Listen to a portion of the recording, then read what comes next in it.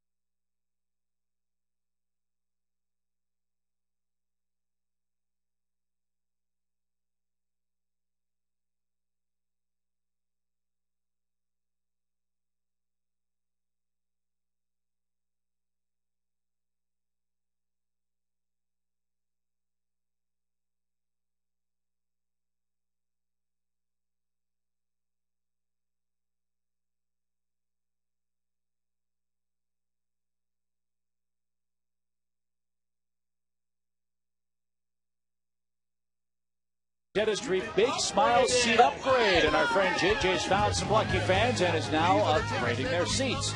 Keep watching to see where their new seats are. Sponsored by the Atlanta Center for Cosmetic Dentistry, and a special baseball night in Atlanta. Absolutely wonderful weather again here at Turner Field. Beautiful night, 83 degrees, just a light breeze, very low humidity. We've really been lucky lately with some outstanding, almost autumn-like weather. Let's take a look at the batting order, brought to you by BB&T, the best bank in town since 1872. And that order for the San Francisco Giants and Bruce Bochy tonight. Randy Wynn at the top of the order, and John BOWKER and Pablo Sandoval, who's 3rd in the league in RBIs in July. Travis Ishikawa is 7 for 11 against Atlanta on the year. Then Fred Lewis and EDGAR Renteria. A kid just called back up from the minor leagues. Matt Downs will be at second base. Eli Whiteside will do the catching. Ryan Sadowski does the pitching. On the mound for the Braves, 35-year-old Derek Lowe. Career numbers against the Giants, you see them there. Good numbers last year after the All-Star break with the Dodgers. He went 7-3 with a 2.38 ERA. Braves are hoping for similar numbers after the All-Star break this year. He's coming off a start against the Mets of no decision that kept them in it close enough for the Braves to win the ball game. Braves defense, Anderson, McLeod, and Church in the outfield left to right. 3rd to 1st, Jones, Escobar, Prado, and Kochman. Brian McCann doing the catching. And the Braves hope to make it 2 in a row over the Giants. Atlanta has won 8 of 11 and 13 of their last 19. Mark Wegner will call balls and strikes. Timmons, Kellogg, and Drake around the bases, and Chip, we're ready to go. And Randy Wynn has been a Braves killer. The Braves got to find a way to get this guy out, don't they? No question. 20 for 37 over the last 2 years. That's pretty good. That's good in most books. And Derek Lowe quickly ahead of him. No balls and 2 strikes. Derek Lowe had a stretch 4 or 5 starts where nothing really went right for him. And looking at his last couple of outings, maybe it was the game at Coors Field right before the All-Star break that'll get him back going again. You give up 4 hits and 1 run in a game at Coors, you're doing some really good pitching. Changed the grip on his sinker, and it's been effective the last 2 starts. Before that, it was staying out over the zone too often, and his slider was a little flat. There's that sinker, and it's chopped slowly to short. Only one chance. Escobar can't make it. Wynn outruns the baseball and has an infield hit to start the game for the Giants. 373 lifetime average against Atlanta will go up for leadoff man Randy Wynn. Yeah, it doesn't matter what he does. He finds a way to get on base. Great effort by Escobar, but too late. Wynn runs too well. Leadoff man aboard.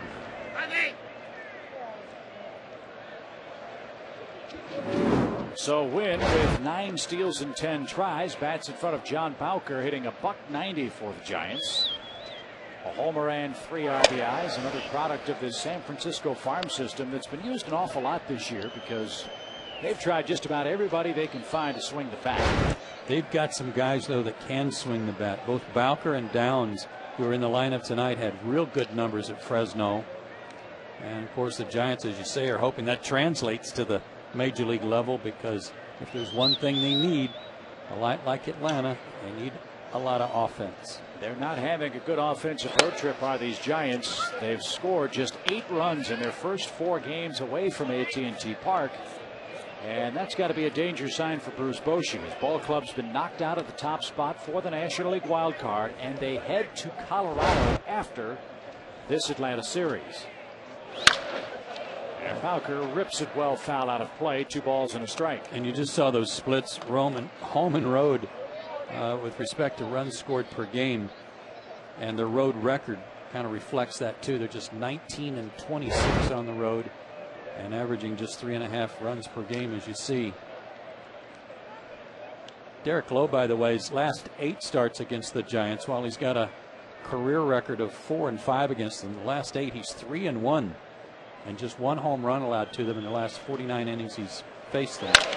Back up the middle, that hits off the second base bag and hits so sharply that Wynn has to stop at second. So a little dribbler, then a rocket by BOWKER, and the Giants have 2 men on and nobody out. That's the way the game started last night. A hit batsman and then a base hit.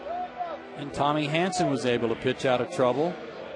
A couple of strikeouts helped him in the first inning.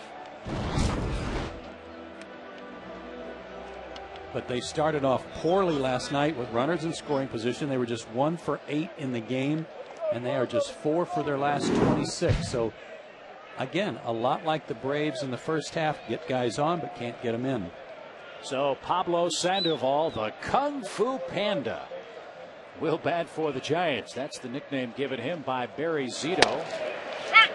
Sandoval was Zito's personal catcher, and last September made a leaping avoidance of a tag while facing the Dodgers on a play at the plate. And Zito. And a legend was born. Yes. Swing and a miss. If you look at his body type, I think it's safe to say Joey does look a little like a panda, doesn't he? I think it's a great nickname. Yeah, it's awesome. The game misses some good nicknames, and that's a beauty. And he will swing at just about anything. Yeah. Yeah, Carney Lansford, their hitting coach, says, look, I know you're going to swing, but swing at strikes. And he swung at 3 of them and is out number 1. This is also a Giant team that isn't very patient either, and Sandoval certainly personifies that. No, they average seeing fewer pitches per at bat than even the aggressive Atlanta lineup.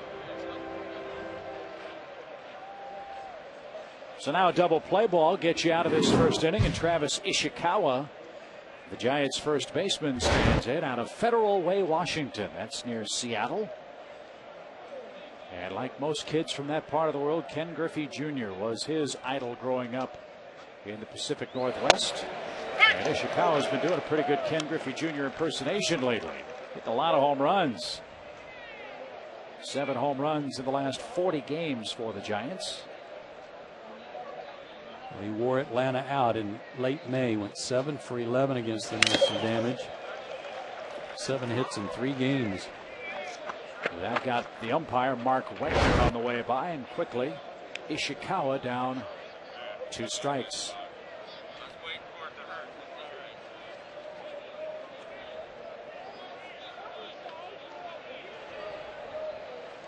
All the talk about where Roy Halladay is going to go. All the talk about where Matt Holliday is going to go. Who will be the team that picks up the big bat 10 days from now? That's the non-waiver trade deadline, July 31st. And a double play ball, maybe. Speared there. Escobar bare hand. Got him. What a double play. Highlight reel there, baby.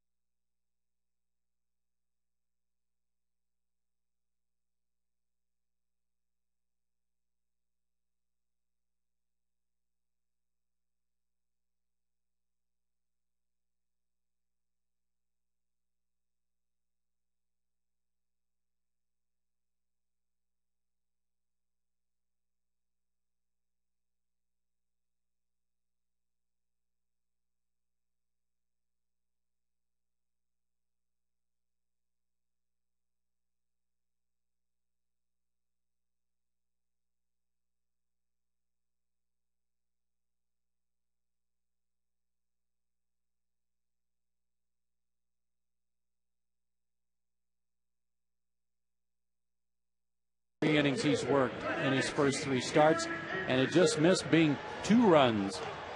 As Brian jumped all over that, and he's now hitting 9 straight, and the Braves get on the board early. And if Mr. Sadowski throws high fastballs to McCann and Anderson, it's going to be a very short night. That ball was smoked. And Garrett's amazing at that. 6-game hit streak for Anderson, as his average now up to 289.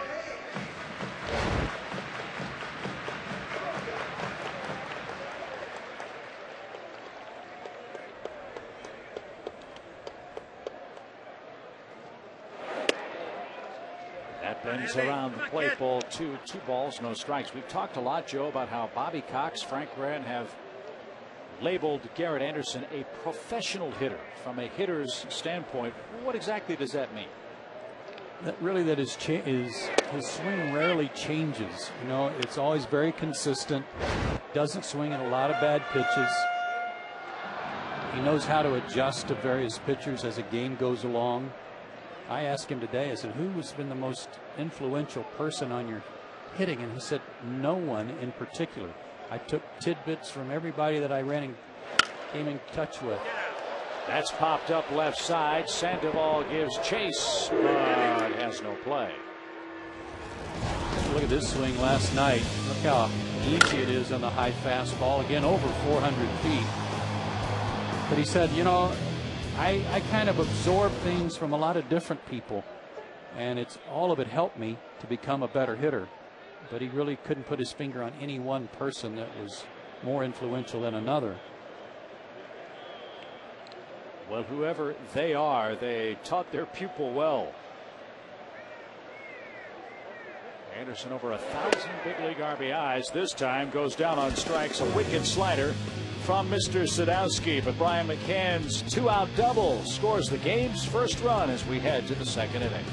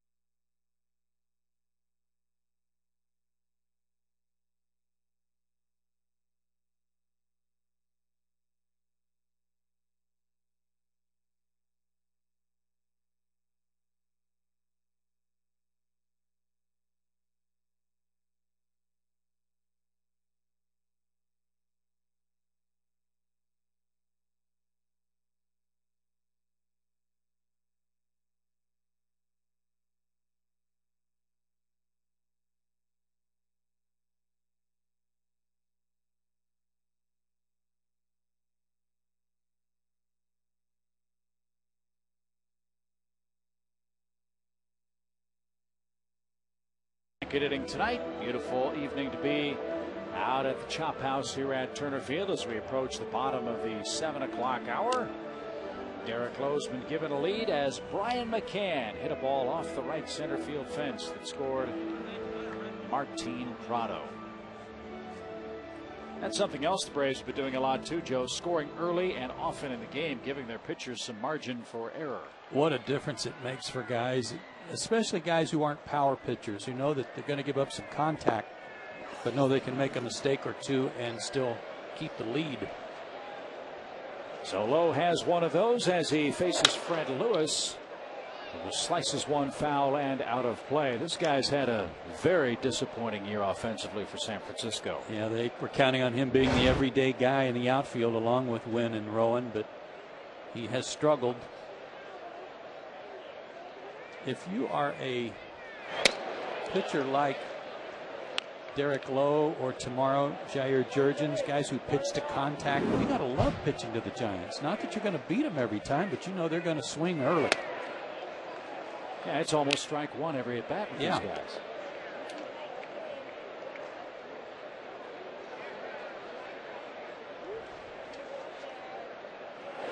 Lewis out of Wiggins, Mississippi, and Stone High School. They won a Mississippi State championship while he was there. Went to Mississippi Gulf Coast Community College and Southern University. And a cousin of big league outfielder Matt Lawton. As Lewis works a 2-2 count.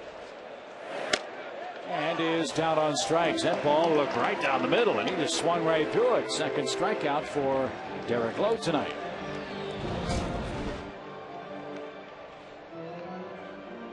Yeah, it was down more or less down the middle when it started, and then ran to the corner.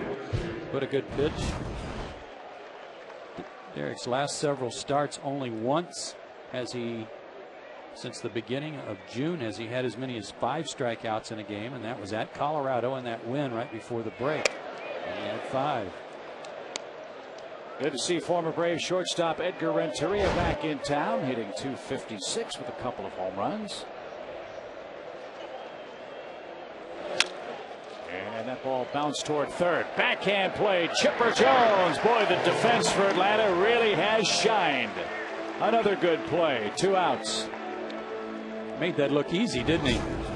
And it wasn't. Tricky in between hop, and because it wasn't hit as hard as he thought, he had to charge it more. Coming in here and now throw off balance. Good play. Here's another one of those youngsters you may not have heard of. Matt Downs got the call from AAA today. A 36th round Giant pick out of the University of Alabama. And it looks like he goes for the down. Yes, he does. Quite often. This guy's put up really good numbers for a late draft pick out of junior college and then the University of Alabama. Big, strong guy. 6'2", 190. His first full year in A ball, he had 8 homers. Last year, between AA and AAA, he had 20. And this year had 8 homers when he got called up from AAA. He got some pop. But look at the count. Yeah. Hacking away. That's a little low. 1 ball and 2 strikes. Wonder if he'll be like a Robbie Thompson kind of player. He had some pop when he played with the Giants in his younger days. They are hoping it's more Jeff Kent-like. Yeah, that'd be even better. But their ballpark isn't conducive to that, I wouldn't think, unless you're Barry Bonds. Escobar, another barehand play. And another close out. He's special.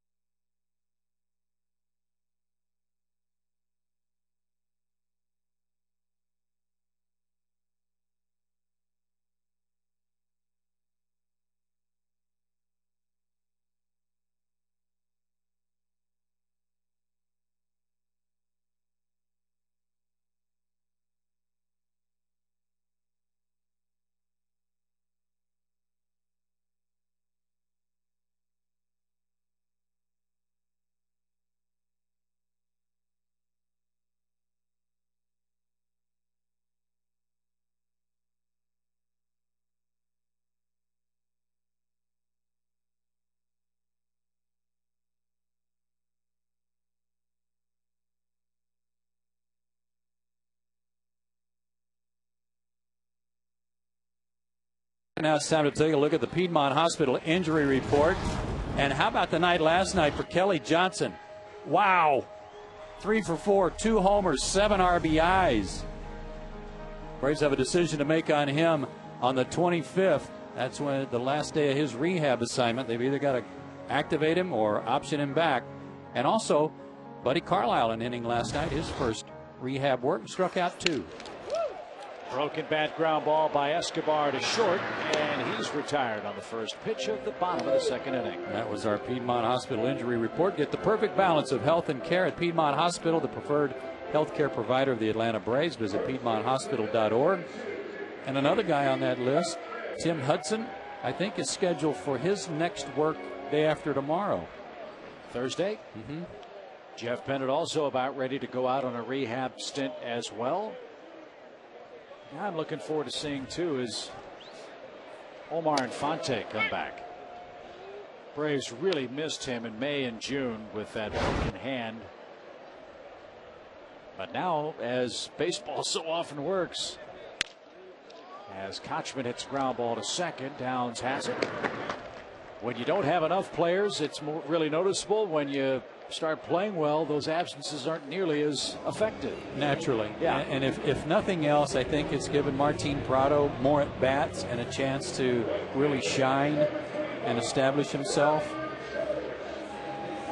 Guys on the bench have really done great work, including Matt Diaz, who had a big night last night. But getting Omar back will be another good shot in the arm and a solid right-handed bat. Speaking of the bench, how about the night off the bench for Ryan Church last night? Yeah. First Braves home run, drove in 3 runs in the game. And again, talking about baseball ironies, the night that Church hits his first homer with Atlanta, Jeff Francoeur hit his first for the Mets last night. That was crazy. Another hard hit ball, Downs to his left and makes the play. 3 up, 3 down. Sadowski got 3 ground ball outs, but trails the game by 1 after 2.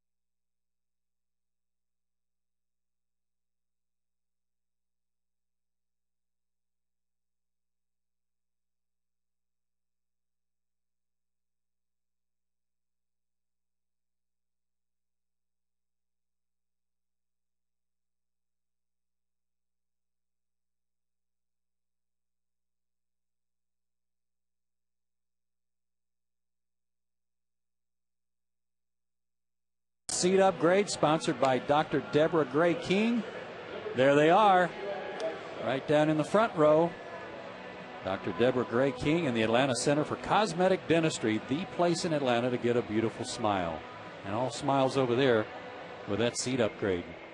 And smiles for the scoreboard watchers, too. The Braves up a run with the lower portion coming up for the Giants. That's their catcher. Yikes. There you go. Eli Whiteside, Sadowski, and then Randy Wynn. How about the job Whiteside's done for these guys? He was the man behind the plate when Jonathan Sanchez threw his no-hitter.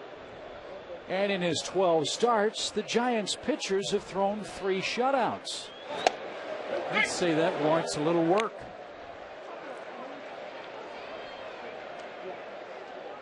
Another guy out of Mississippi, out of New Albany, Mississippi. There's Sanchez. And there's a roller again to the left side. Chipper double clutches, but got the catcher by a half step. How many bounding grounders have we seen off the plate already, or right out in front of home plate, including the infield hit by Wynn to start the ball game? Chipper's had a couple of these. Escobar's had a couple. We wondered if we'd see a lot of ground ball outs from these two pitchers, and so far we have. And the one mistake by Sadowski ended up off the right center field fence. And that's a great look at how much sink Derek Lowe is getting in the early innings. That ball looked to drop about 6 inches. Well, again, he changed his grip about 2 starts ago and is feeling a lot more comfortable with it, a lot more confident with it. And there was another good one. Sadowski 1 for 7 as a major league hitter. They make it 1 for 8. Lowe has his 3rd strikeout. We just got a shot of Roger McDowell there, and I think Boog and I are guilty of this, and I think you and I are guilty of this, which makes me doubly guilty. I'm not talking about Roger McDowell enough and what he's done for this staff. We talk about Terry Pendleton and what he does for the hitters, but man, the pitchers love Roger. He's very quiet. You know, he'd much rather the pitchers be in the limelight, but he's doing a great job. Braves come in with the 4th best earned run average in the National League. They've allowed the fewest home runs in the National League as a staff, and this was very much a bullpen in a state of flux at the start of the year, with Moylan and Soriano and Gonzalez all coming off serious arm surgeries. Bobby and Roger really had to handle those guys with kid gloves, and then shuffling guys like Bennett and Carlisle and Logan and O'Flaherty in and out of late pressure situations. They really have been good, as has been Randy Wynn, who's 2 for 2 again tonight. Randy Wynn is a whole lot like Tony Gwynn against the Braves. I mean, they can't get the guy out. Where is this pitch? Good sinker, below the knees, inside out. It's almost like you got to bring in a lefty just to pitch to him, because his numbers right-handed aren't really worth talking about. Why doesn't Brian McCann just tell him what's coming? That'd be a good idea. Try that. Yeah. So the top 2 hitters have all 3 giant hits. Here's BOWKER. He rifled a single up the middle his first time up, and now he powders one down the right field line, but he pulled it foul. Boy, he hits the ball hard, doesn't he? Yeah, great numbers for him at AAA too. 347 average in the top 5 in the Coast League in hitting with 17 homers. And when you look at this Braves starters ERA, now this is also in the major leagues, I believe, not just the National League, numbers 1 and 2. Consider that the Braves have 4 new starting pitchers this year, including Tommy Hanson. And what a good job Roger McDowell has done of putting all these guys together. And while the Braves, as we mentioned, are still looking for a bat, job number 1 for this club after a disastrous 08 season was for Frank Wren to retool this pitching staff. He figured he would have Moylan, Soriano, and Gonzalez back from injury, but he knew that with only one man firing 180 innings or more as a starter for this club, that being Jair Jurgens, that was not going to keep this club in contention. And so they went out and got Lowe. They went out and got Vasquez. They went out and got Kawakami. And those numbers certainly are reflective of a job very well done. 1 ball, 2 strikes. And that's why many people around baseball, despite this big deficit in the East, think, Joe, that the Braves have a legitimate shot to knock off the Phillies still. Still do. No question. A lot of baseball left to play. And when you can run that kind of starting pitching out there every night, it gives you a chance to win. And keep this in mind, too. The Braves have more games left within their division than any other team in baseball. That's certainly good news for the Braves, who are 19 and 16 against the East. And they've played really well against the Phillies. Right. So they control their own destiny. That's certainly good news. 7-2 against the Phillies. With Games left approaching 70 in the regular season. They've got to take care of business against Washington. Yeah. And particularly when you look ahead to the end of the season, the Braves play Washington 7 times out of the last 10 games. That could be monumental. Check swing roller down the line. It's hugging the chalk, and it is a foul ball. Boy, good job by Chipper to watch that ball spinning down the third base line. That's the only play he had. If it stays fair, put it in your pocket. Just got a little propulsion off the grass. I'm not sure, but I think, yes, that's the first time I've used propulsion in a broadcast this year. I like it, though. 2 balls, 2 strikes to BOWKER. 1-0 Atlanta is the score. 3rd inning of play. Good stop, Brian McCann. Within the division, the Braves have 40 of their remaining 69 games after tonight against the East. 13 against the Marlins, 9 against the Phillies, and 9 against Washington. That's good. That's how you want it. Yeah, that's exactly right. And if good pitching gets out good hitting, then the Braves should be able to fare well against the front-running Phillies, who are 6.5 games up at the start of play tonight and hosting the Cubs, and have no score in inning number 3 at the Bank Vault. It kind of depends on where you are in the standings and what time of year it is as to whether or not you like the balanced schedule or the unbalanced schedule. If you're 6.5 games back like the Braves in the second half, you love the unbalanced schedule. Yeah, sure, because you're in your division all the time. You're going to get to play the teams you need to beat. I don't have the full baseball schedule in front of me. Maybe we can get Hal to check. But you remember a couple of years ago, there were teams down the stretch playing outside their division the final week of the year. As Kotsman, another Gold Glove caliber play. He hasn't made an error yet. And he was hugging the line. He was in a great spot to save that extra base hit.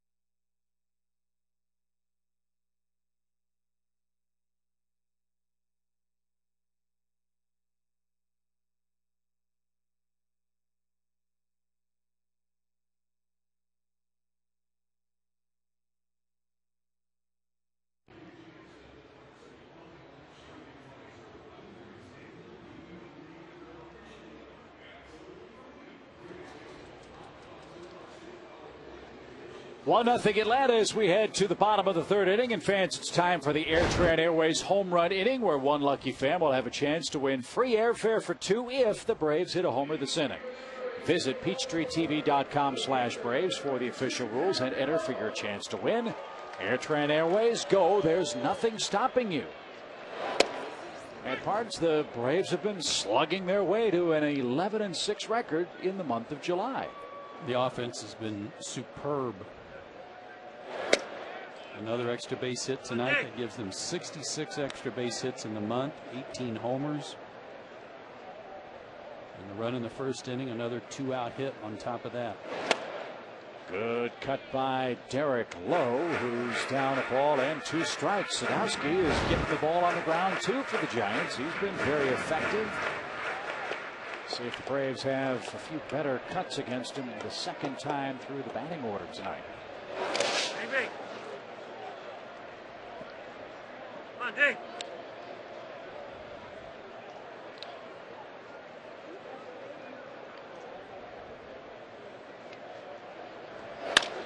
Line drive up the middle. Good start. Derek Lowe, a bullet. That's 3 Atlanta hits. It's only the 3rd leadoff man to reach against Sadowski in 23 innings.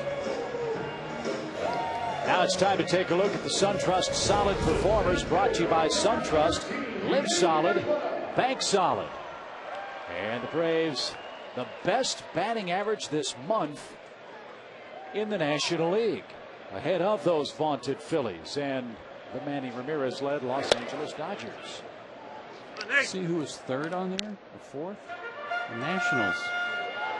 They have had a good offense all year long. They've hit a lot of homers. But whether it's Manny Acta or Jim Riggleman, they just can't win. And I believe they're on a pace that's going to have them flirting with the 62 Mets. There was a scathing article written by Thomas Boswell after Acta was fired that really ripped on the front office of the Nationals. I don't know how you feel about it, but I don't know if Manny Acta's a good manager or not. And how could you with the club that Jim Bowden gave him the last couple of years? Set him back. Bowden definitely set him back. And now there's quite obviously huge pressure for them to sign Steven Strasburg, and if Scott Boras thinks he's worth a $50 million contract, and maybe he is, I don't know, but what in the world do the Lerners tell their fans if they don't sign him after not signing their #1 pick last year too? They've only got 3 weeks to get that done. High towering fly ball to left that will be caught by Fred Lewis. Derek Lowe back to first with 1 out. Martin Prado is the Braves hitter. I would imagine the Nationals are going to be active at the trade deadline, if not immediately after. Got some parts that would be desirable for teams down the stretch. Well, they have too many spots they need improvement to just not do it. I mean, there was I think a comment by Mike Rizzo that said Adam Dunn's not available. Why not? He's a good player, but if he can make you better, why not? Yeah, it's not like he's their main draw in Washington. But their problems, certainly good news for the rest of the division. The Braves will try to capitalize on that. But the Nationals play Atlanta like they're the 27 Yankees. That's a real mystery. And a squibber up the middle. That'll find some green grass. And Prado is 2 out of 2. Lowe stops at second. Now the big boppers are coming up, much to the delight of big Braves fans Artie Simon and Janice Holdy, who are watching tonight. I don't know if we could hear Martin Prado and what he said after he hit this ball, but I think mostly it was ow, because that really ran in on his hands. Had enough spin on it to keep it away from Edgar Renteria.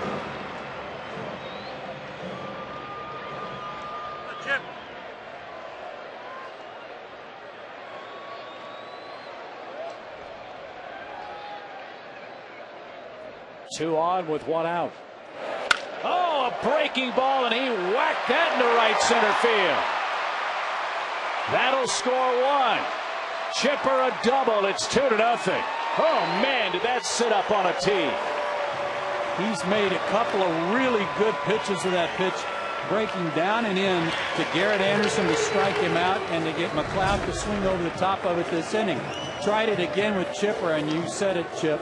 Put it on a tee up high, and when you do that to Chipper, you're not going to get away with it. His 47th RBI, and it's 2-0. Nice play by BOWKER to keep Prado from scoring. Quick visit to the mound here with the Braves up by 2. Dave Righetti, the pitching coach. But is there a more observant hitter in the National League than Chipper Jones? Well, that's funny you would say that, because I always go to him when there's a guy on the mound that I know nothing about and can't get a scouting report on, or a guy like Sadowski who may have been in the big leagues but then got sent back and now he's back again. And I said, what do you got on this guy tonight? And he goes, he started shaking his head and he kind of rolled his lips up and he said, I got nothing. I said, really? And he said, no, I really don't. And that's when Terry Pendleton stepped in and started going over the scouting report of how he might pitch him, and especially down and in with the breaking pitch. And Chipper was talking about that with me before the game. You were doing a game with the Braves in Colorado one year with Jose Jimenez pitching against Atlanta, leading the game in the 9th inning. Braves were down a run as they'll walk McCann intentionally. And Chipper picked up something in the windup of Jimenez. He could tell when he was throwing a split finger or a fastball.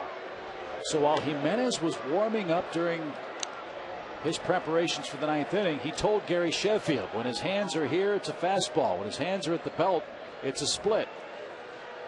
On 3 pitches, the Braves hit 2 solo home runs and won the ball game. No, he's excellent at that. I'd be real surprised if he's not a guy who sits in the dugout and steals signs too. Yeah. Very observant. So an intentional walk loads the bases now. And Garrett Anderson bats with 1 in, 3 on, and 1 out after striking out on a wicked breaking ball that ended the first inning of play.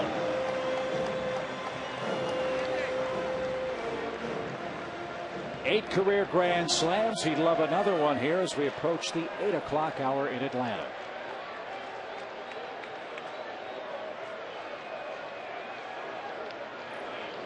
I would be real surprised if he goes right back to that spot where he got the strikeout. That's almost his, that's my get out of jail free card pitch that I got to wait and save to Garrett, where I might get a double play from him. So I don't think Garrett has to be worried about that early in the count, and he might get something more middle of the plate away here. The Giants are hoping that Sadowski can get the ball on the ground. One thing Garrett does not do is possess blazing speed. He stays away from him and missed outside ball 1. Not blazing fast, 88 to 91, somewhere in that range, but good movement both away from a left-handed hitter and in on him. I'd said to you in between innings, he reminds me in his style of pitching of Buddy Carlisle. I think there are some real good similarities there. That one had a little sinking action to it right off the end of Garrett's bat. Yeah, not a radar gun popper, but guy that pounds the strike zone. 1 ball, 1 strike. Fly ball, right center field, pretty well hit. BOWKER is over there, makes the catch. Tagging from third, Prado. Moving to third, Chipper Jones on a Garrett Anderson sacrifice fly to right.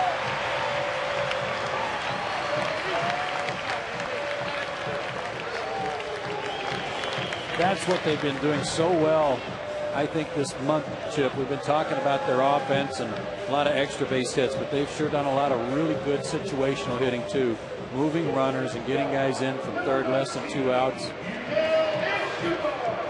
Garrett's now 14 for 19 in that spot this year. I'll ask Hal this question.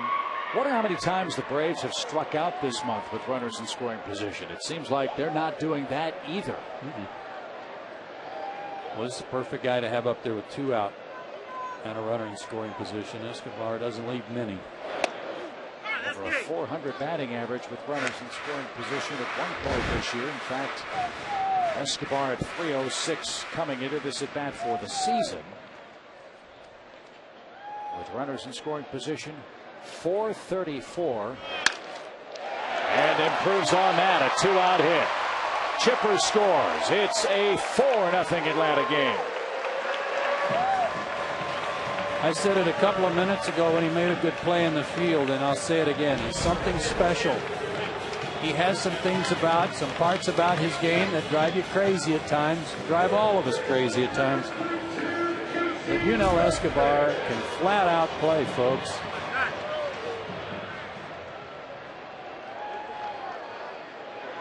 Here's Casey Kochman now. Atlanta with a 3-run 3rd inning. Something else about Unell. I know he drew some criticism over the weekend when there was talk and stories written about him missing a hit-and-run sign and aggravated some people. But when he was named Player of the Week, it put a little hop in his step, and he has really been bouncing around with infield practice, batting practice, everything. A smile on his face for the first time in a while. Braves up by 4 in the Airtran Air.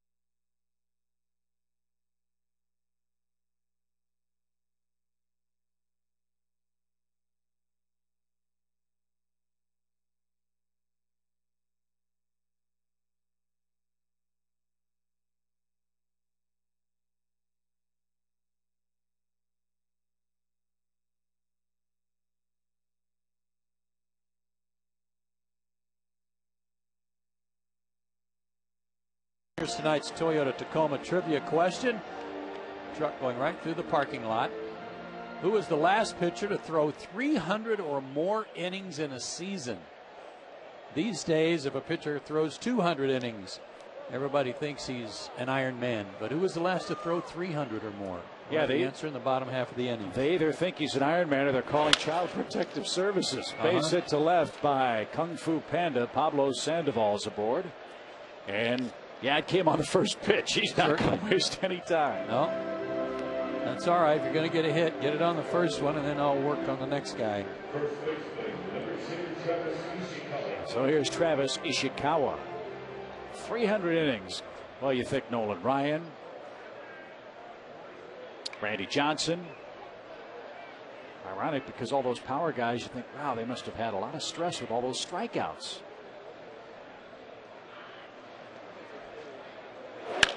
High fly ball down the left field line, slicing toward the stands. Garrett Anderson, plenty of room in foul ground.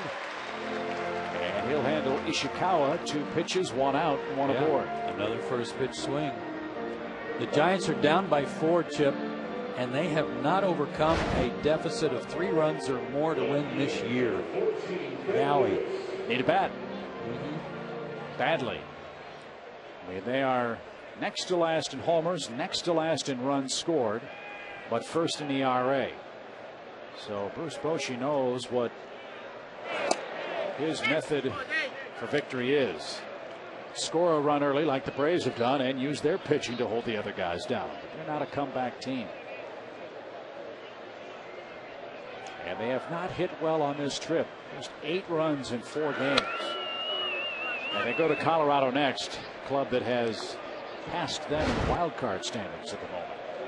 Another opportunity for the Braves to take advantage of 2 teams going head to head and gain ground on one of them. Yep. Fred Lewis did not go. 2 balls and a strike. Cubs have just tied the Phillies, by the way, in the 4th inning. That's a 1-1 score. Philly took the lead on a Jimmy Rollins home run. He is really getting hot. Yeah, he got hot on the last game of the series here. And that matchup, Rich Harden and Joe Blanton at Citizens Bank. Kochman to second 1. Escobar's return not in time. Lewis with good speed beats the wrap. Force play, 2 outs for Edgar Renteria. One of the things on this replay that you can appreciate about Unel, watch his momentum where he's coming across the bag here. He doesn't come all the way across. He is nimble enough to just stop, get out of the way of the runner, but still put a lot on the throw. Typically, you'll see a shortstop come all the way across the bag to keep his momentum going. With his good arm, he doesn't have to do that. He can give you different looks and stay out of the way. And Kochman, a nice, easy and clear throw to second as he came in on that play from first base. I would assume that's a much easier throw to make for a left-hand throwing first baseman than a righty, because his momentum carries him toward the infield side of the bag. Definitely. And now Renteria looks at ball one low. That 300 inning thing, I want to ask Hal for a hint. I want to ask you, was it done after 1970? He said yes. So it takes out like Sam McDowell, McCormick, sure, Juan Marichal. Mike Kruko's here. Could it have been Mike Kruko? Actually, it could have been Marichal, maybe. I mean, it is after 1970. I think he pitched after that. Runner goes, and a hit and run, chipper. Oh, that ball nearly ran up his arm, and Casey Kochman off the bag, caught the ball first, and then took care of Edgar Renteria. How about the Rushells? Could have been one of them.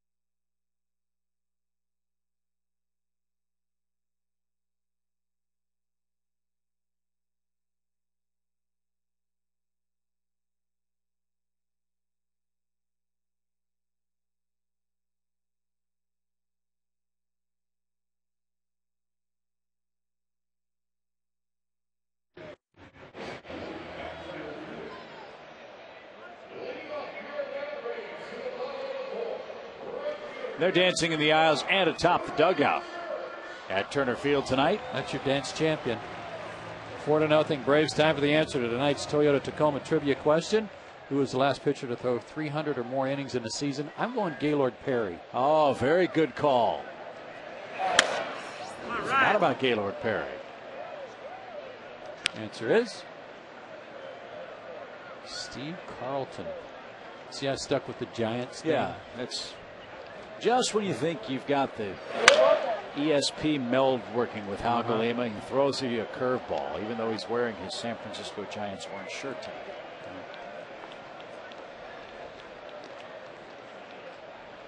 Just thought there might be a little San Francisco connection, but no. How many innings did he throw that year, Hal? How many innings did he throw that year? 304. That's a full season of work. Man. Are we ever going to see a four-man rotation in baseball again? No. Can't imagine that, not unless they start playing 3 games a week. Ball forward to Ryan Church. He walks leading off the 4th inning. A chance for Lowe to lay down a bunt.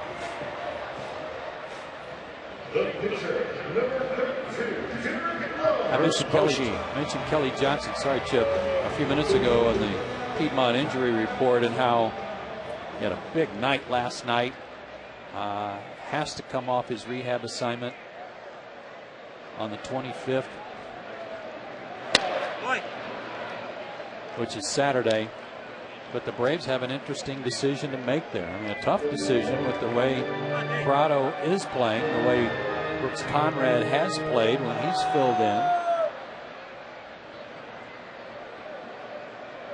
Nice problem to have with the way everybody's going right now.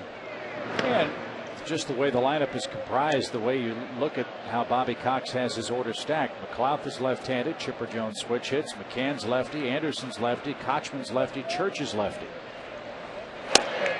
You add Kelly Johnson to that mix. This is a predominantly left-hand hitting Atlanta lineup. Now, all of them hit left-handed pitching very well, but that has to factor into Bobby's decision as to how to stack his lineup. Yeah, how balanced he needs it to be. Well, Dave Righetti has a chat with his pitcher reminding him that the Braves are trying to give him an out. The most innings in a season was back in 1879. Okay, we'll give old Will White credit. He threw 683 innings. But since 1900, again, near the turn of the century, Ed Walsh of the White Sox in the American League, 464 innings in 1908. And in 1903, Iron Joe McGinnity, 434 innings. And that was with the New York Giants. So those records aren't going to be broken ever. I can't imagine that they would be. No. 464 innings. The most innings in a career, Cy Young, no shock there, 7,356. Good or bad? 2 balls and a strike. And Lowe lays down a very nice punt. Only 1 play. And you hear Bobby Cox from his perch shouting easy. Lowe did his job when he made contact with the baseball. The last thing the Atlanta skipper wants to see is a pulled hamstring in this 4th inning of play. 7th sacrifice bunt for Derek Lowe this year. Bobby Vasquez has 11. The only guy that has more than Derek.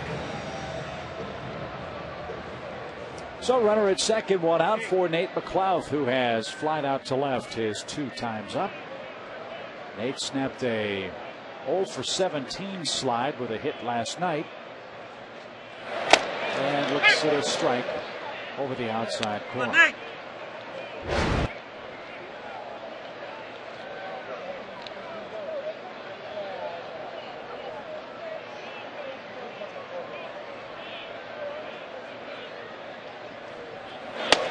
He lost that pop fly in the outfield last night that led to a rally by the Giants late to tie the game up. And he said, you know, it's just sickening. He said, you're just helpless that time of night in the twilight here at Turner Field with no backlighting on the baseball. Well, you know, things are going well when you can make a play like that and still win. When you can't get a butt down and triple and drive home 2. Yeah. I mean, there were several times in April, May, and early June where the Braves played the game the right way, but just couldn't get a big hit. I love Matt Diaz talking about that failed bunt attempt. He said, you know, in the 8th grade, I made the varsity team, and all I did was bunt all year. He said, I'll hear from my coach. 2 balls and a strike. Well, quite frankly, I like the result of the triple a lot better than the bunt. Yeah, that was pretty good. Yeah.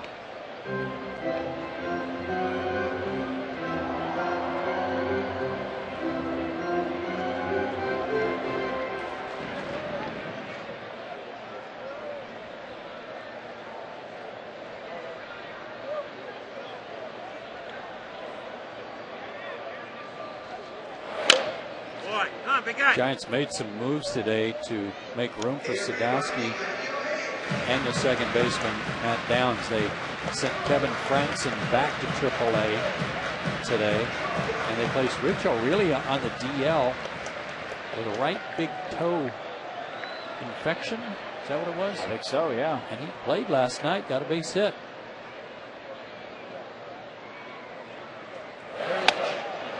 McLeod is down on strikes. And so he's 0 for 3 in the ball game. 2 outs, runner aboard at second. Another breaking ball. Good one there.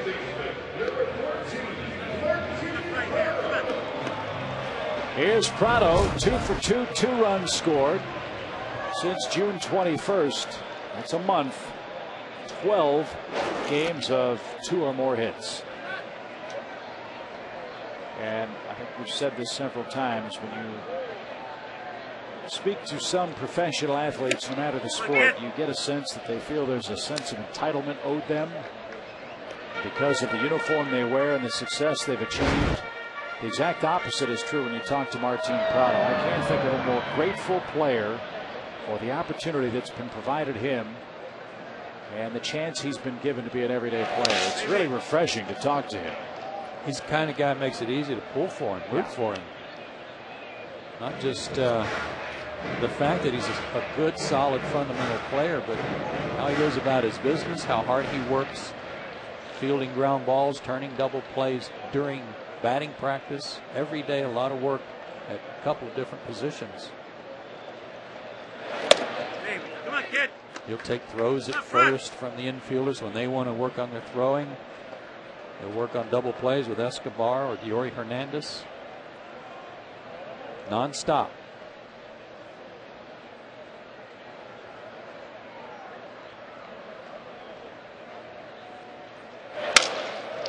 Base hit left field. Church around third, gets the green light. Lewis loads, it's cut off. Prado's 3 for 3.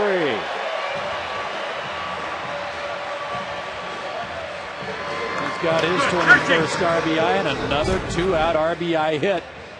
This one by Prado was supposed to be a sinker, but it didn't sink, and he pulls it in the hole. And I keep saying this, Chip, Martin Prado's not sneaking up on anybody by all of a sudden becoming a good hitter. He was a .302 minor league career hitter in 611 games and came into this season with a .307 major league average after hitting .320 last year for the Braves in 228 at-bats. Chipper Jones now with 2 outs as the Giants bullpen will start to work. One perceived advantage that the Giants have over the Dodgers, one of the teams they're chasing in the West, is that Los Angeles, and what is a somewhat short starting rotation, has forced the Dodgers to get in their bullpen a lot this year. In fact, if you look at the number of innings pitched in that Dodger bullpen, a huge advantage for San Francisco midway through this 2009 season. Now, the Dodgers' innings pitched by their bullpen drastically higher than the Giants. And that's why LA is in the market not only for a man of Roy Halladay's skills, but maybe a relief pitcher or two at the deadline. And this team here, the Rockies, one of the things we discovered when we were in Colorado is that Jim Tracy had basically, when he took over the team, told his starting pitchers, you're going deeper in the ball games. Because he didn't want to use the pen any more than he had to in Colorado, and they responded. How about Jason Marquis? 12 wins for the Colorado club. Another one of those Cubs that no one talks about. Jim Hendry let walk out the door. Yeah. Traded him for Luis Vizcaíno, who was waived. And now Marquis dazzling for the Rockies. They stay away from Chipper Jones. Now have to face Brian McCann. That's the poison part of facing the Atlanta attack right now. So Justin Miller up in their bullpen. Worked last night. Got worked over, including a home run to Ryan Church.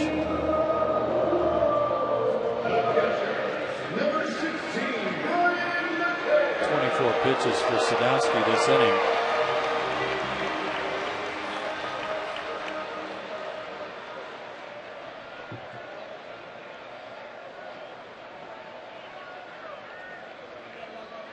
Three of Atlanta's 5 runs have come with 2 outs. So let's see if McCann can add to that total. And he popped one off the fence back in the game's first inning. And Whiteside got just enough to keep Prado and Jones at second and first respectively. It's just as well. It gives Brian a chance to swing the bat. Otherwise, if they advance, he's going to get walked again. Which just missed his foot, too. This play by the Giants catcher.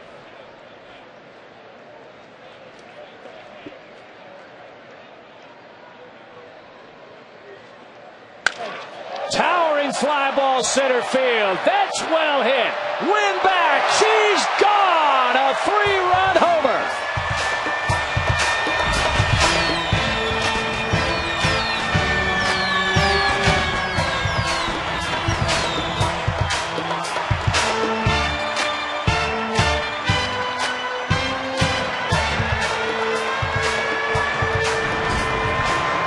Again, the ball in the dirt prevented the runners from moving up. So Brian McCann has to be pitched to. See you later. That ball bounces far enough away for the 2 runners to advance. Brian is put on and they pitch to Garrett Anderson. So Sadowski, who'd given up 3 runs in 18 innings coming into tonight's play, heads to the Giant locker room, allowing 8 runs in 3 innings and 2/3. The Braves punish him with 2 outs as this call to the bullpen brought to you by AT&T.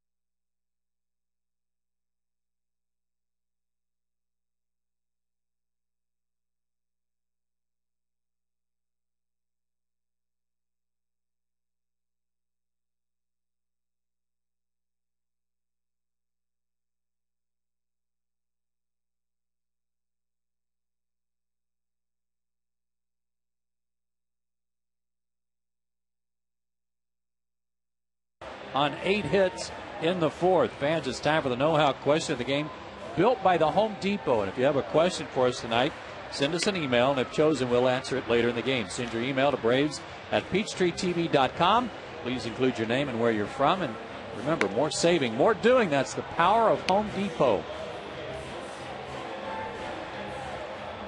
Juan Uribe takes over for Edgar Renteria at short for the Giants. He'll bat 9th for Bruce Bochy. That spot in their batting order is due up 3rd when this game moves to the 5th inning. And Justin Miller will pitch for the Giants and face Garrett Anderson. Quite a few walks for Mr. Miller. Walked a couple last night. Gave up 2 hits, including the home run to Church, and 2 runs. Struck out 1. One trend of this Atlanta ball club this month has been the home run ball. They've hit another one tonight. But all year long, partner, it's been the 2-out hit for Atlanta.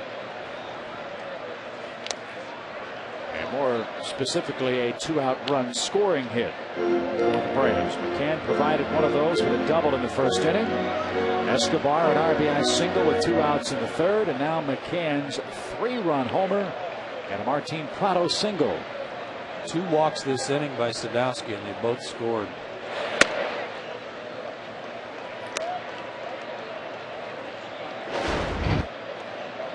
And to follow up what you're talking about, Chip, most 2-out runs in the National League. The Braves a little bit behind the Rockies, but 192 out runs. That's impressive.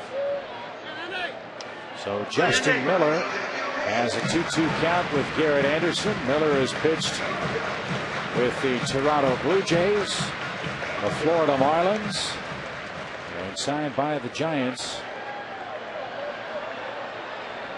November 10th of last year. And that's pulled out of play foul. This guy's been part of some big deals. Involved in a trade that involved 4 teams: the Rays, the Brewers, the A's. Jeff Cirillo was in that deal. Vinny Castillo, Jamie Wright, Henry Blanco, all part of that. He was traded for Billy Koch, relief pitcher, and Eric Hinsky too. And he takes care of Garrett Anderson, but not before the Braves put 4 more on the boards in the 4th inning of play. A huge night for Brian McCann.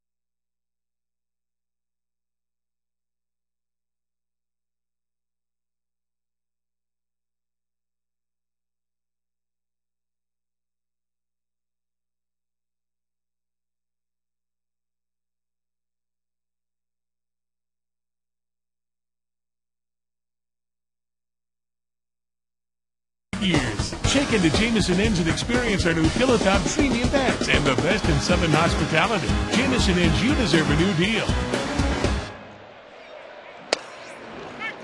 Well, what did Jack Morris say in his days with the Tigers and the Twins? I've never lost with 10, boys. I don't know if Derek Lowe's ever lost with 8, and I hope we don't find out tonight. He's got an 8-0 lead, firing a 4-hitter, and Matt Downs, the former Alabama Crimson Tide star, is quickly down 0-2. I can remember Gaylord Perry saying something along those same lines. Pour it on, boys. Pour it on. Was he talking about the Vaseline, or was he just talking about the offense? He didn't do that. Oh, good point. Yeah. He just had real slick fingertips. I see. He wasn't from Slippery Elm, North Carolina, by any chance, was he? No. 1 ball, 2 strikes. Yeah, Gaylord Perry. He threw a no-hitter with the Giants, didn't he? I don't know. I think he did. That was in the notes yesterday as Downs laces one inside the bag at third. Look at him fly around the bag. That's nice to see. Young player hustling a leadoff double in this 5th inning for the Giants. Well, I'll tell you this, if he just got called up from Fresno and he's playing in the big leagues and he yanks one down the line and he's not hustling, then he needs to go back and play for the Grizzlies. Yes, that would be a good point. Well, Brian Sabian said that he reminds Downs, that is, him of a Shane Spencer kind of player. Play him anywhere and he'll hit. And we've chronicled ad nauseum in this game. Giants are right now an offensively challenged club. Here's Eli Whiteside, the catcher. And he promptly pops it to the right side, where Casey Kochman, right behind the first base bag, handles in foul ground.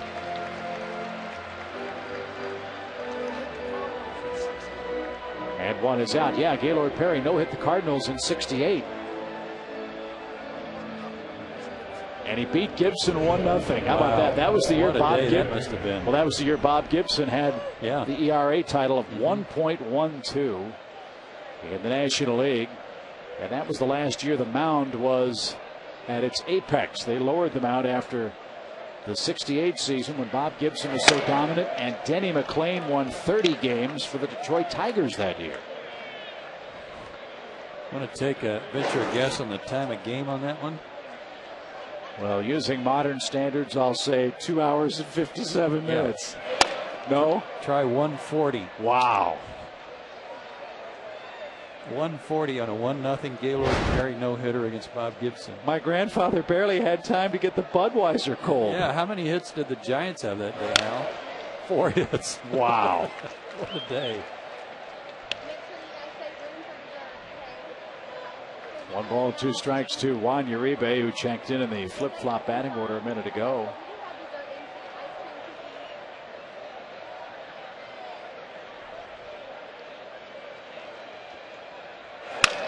Liner over short. That's going to drop in for a hit, and Downs is going to score without a throw. So the Giants put together a couple of hits in the 5th inning. They score their 9th run on the road trip and their first in today's game, and it's an 8-1 affair now. That wasn't a bad pitch. He could have had some movement on it, but it came back to Uribe and put a good swing on it. So he comes right in the game and is productive for the Giants. And guess who's up? Randy Wynn. 22 for 39 over the last 2 years against the Braves. And fans may not remember when Lou Piniella was working his way out of Seattle, the Tampa Bay Rays wanted him to come home and manage their club. Seattle said that's fine, but we want a player in return. And Randy Wynn was the player that Tampa and Seattle agreed would head to the Pacific Northwest in exchange for the right of the Rays to sign Lou Piniella to manage. That's another good trivia question. Has any other player been traded for a manager before? That's in essence what it was. Seems to me there was another one. I mean, I know Ernie Harwell was maybe that's what I'm thinking. Traded for a catcher. Yeah. When Red Barber, I believe it was, not Ernie Harwell. 2 balls and a strike. And that one smacked foul past Tim Flannery. 2-2 your count.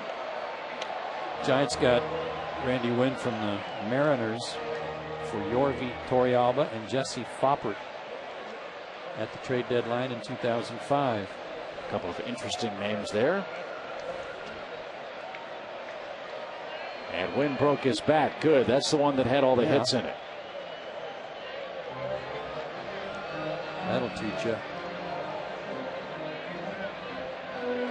He's been in double digits in home runs since he joined the Giants, including that half season in 05. Consecutive years of 14, 11, 14, and 10. RBIs in the 50s or 60s every year, and has been a .298 hitter for them.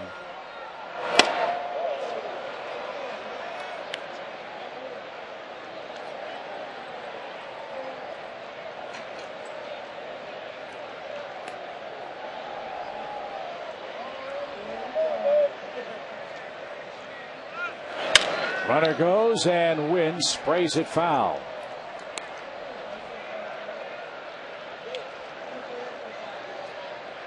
Talking about players being traded for managers. How about the trade the Braves pulled off before the '91 season when they got Greg Olson from the Independent League? Pitch again is popped out of play. The Braves are looking for a catcher. I think they traded a bunch of baseballs and bats to bring equipment, to bring Greg Olson to Atlanta, and the rest, as they say, is history.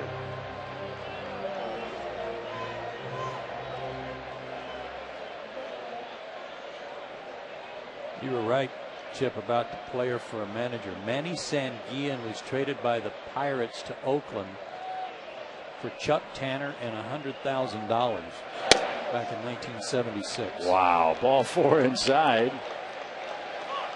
And Lowe not happy with the location on that pitch. He barks on the mound. 2 on, 1 in, 1 out. And BOWKER's up, and he's shown some pop in this ball game. A single and a hard hit ground ball to first. That was on a 3-2 count, and it allowed, because of the count, it allowed Casey to play behind the runner and near the line, and that's what allowed him to rob him of an extra base hit.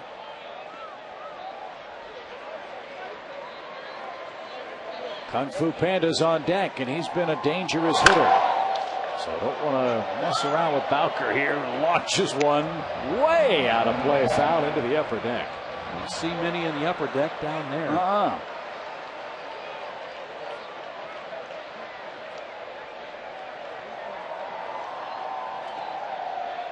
Great weather expected tomorrow night and again Thursday afternoon. So if you haven't made your plans, come on out to the ballpark before the Braves hit the road. A strike at the knees to even the count. I don't know how you can't want to be here tomorrow night, especially. You got the business fan special on Thursday, but Lincecum and Jurgens tomorrow night. Are you kidding me? That's a beauty. Lincecum, the reigning Cy Young winner in the National League. I was walking through the Giants clubhouse today and looking to find Bruce Bochy, and this little 5'9" guy walked by with kind of a Geddy Lee-like haircut. I said, "Who's that?" I said, "That's Lincecum." How does he throw so hard with such diminutive size? He's an amazing player. And on quite a roll for San Francisco. A man that they call the Freak. 2 balls, 2 strikes. Out of play again. I mentioned the business fan special. If I don't mention it now, Chip, I won't remember later. I said last night that I've been given some information that there is Wi-Fi in the ballpark. So if you're going to come to the business fan special, you should bring your computer with you and do a little work. That is not the case. There is wireless available in the press box and in the camera wells only. So I don't know if any of that. I don't know enough about it to know if it bleeds over into the stands or not, but I'm correcting what I said last night. Well, maybe the Braves can enhance the fan experience as BOWKER takes a called 3rd strike over the inside corner and put Wi-Fi in the stands too. Why not? I don't know how that works. Back up fastball. Backed up a lot. Gave up on it, and Brian helped him a little bit.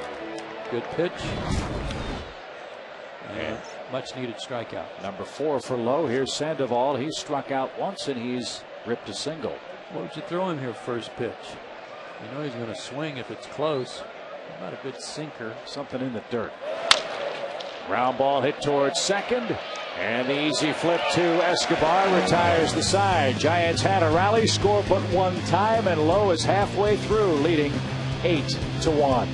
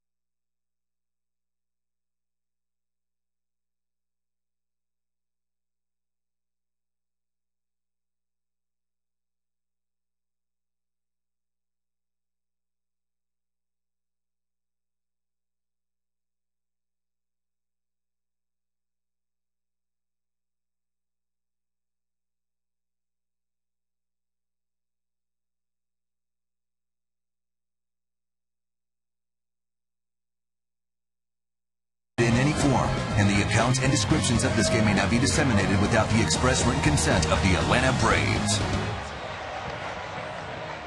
8-1 is your score, bottom half of the 5th inning. Derek Lowe has been dominant. The Braves offense with a whole bunch of 2-out production, trying to make it 2 in a row over the San Francisco Giants, and more importantly, a 5-1 homestand. That is good work. Here's Escobar to start things off for Atlanta. 1 for 2 is he in the game, as he'll face Justin Miller for the first time tonight. We'll run through the scores for you in a minute. Braves hoping to get a little help from the battling Cubbies tonight. Come on. They're facing the Phillies at Citizens Bank Park. And it's 1-1 in the 6th inning. High fly ball hammered right center field. Back goes Wynn and has room on the track. 4 out, number 1.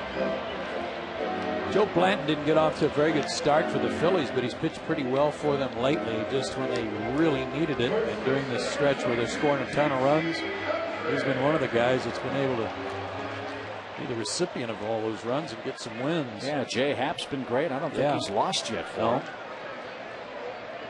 In fact, the Phillies staff the last 14 games, 12 wins, 2 losses, and a 2.49 ERA. That's getting it done. And Pedro Martinez, if you missed it, pitched a simulated game today. Said things went well. He should be with the big league club 3 weeks or so for the Phillies. And Brett Myers said he's way ahead of schedule from his hip surgery. He may be back in August. Kochman, little dribbler. Ishikawa backhanded flip, and Miller could not hang on.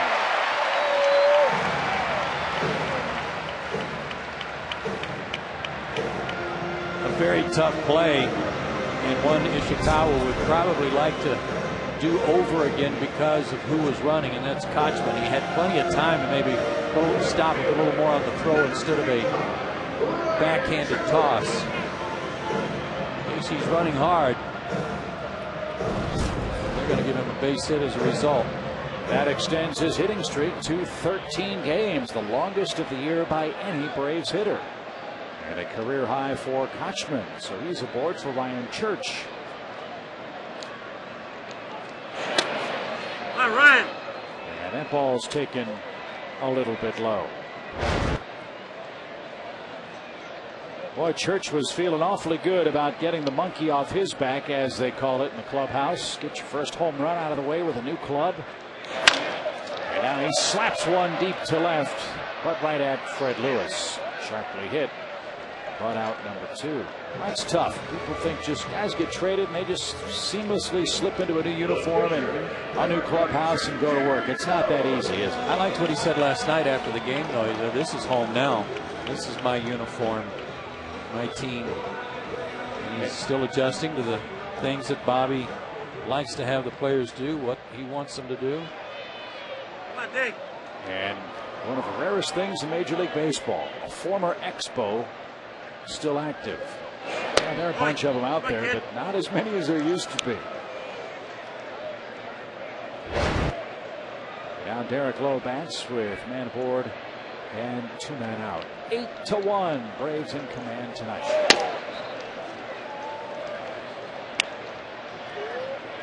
Braves above 500, 47-46. First time they've been above break even since June 8th. That was after they beat the Pittsburgh Pirates in a ball game. Now they try to give themselves a little more of that margin. Get 2 over, then 3 over, quite obviously, and see where you stand. You don't want to look back at this point and say, gosh, we went to Washington after sweeping the Phillies and we lost 2 out of 3 to them. Lost that last game in Colorado, or we would be here instead of there. Right. You got to just keep playing well, keep winning, win every game, and then at the very least win series, and then see where that takes you. Tonight, 68 games left, and if you believe the old baseball adage, every team wins 54, every team loses 54. It's 54 in the middle that make the difference as to who goes to the playoffs and goes home. The Braves have that 54 left and a little extra. And Derek Lowe chops it to third, and that ball's foul. 3 balls, 2 strikes will remain the 5th inning count. Atlanta comes into play. Try to chase down the Rockies in the wild card hunt. Atlanta 47-46. The Rockies 51-42.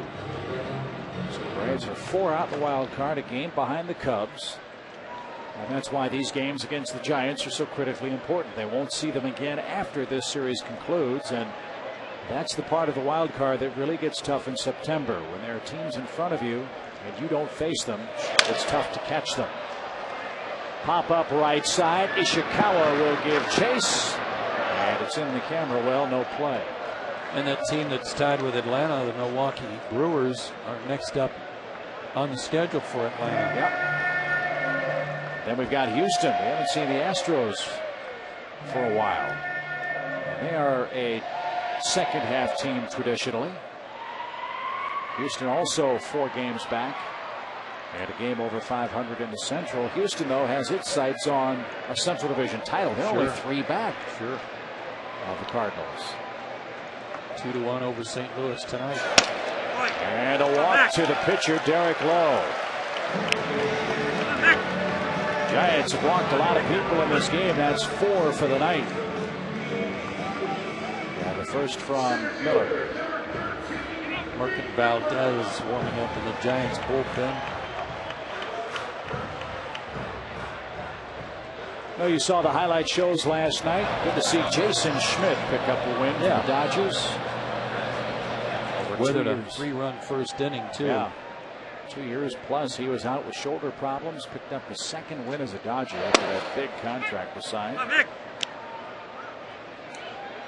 Manny Ramirez also hit a home run that passed Mickey Mantle, if you can believe that, on the home run list. 537 home runs for Manny now. Dodgers host the Reds again tonight. Fly ball down the left field line. That ball slicing out of play. It's that time of night, or getting to be that time of night, where any fly ball, you need to run it out. Wow, that's not a good sign. You know what? He walked to the dugout plug after he struck out in the 4th inning. The pitch before he struck out, I think he fouled one off, and he had a similar grimace. Did that explain 1 for 22? His back might be bugging him. Jim Lovell, the Braves' assistant athletic trainer, looking on as McLeod lines one off the facade of the dugout. There's Jim on the right side of your screen.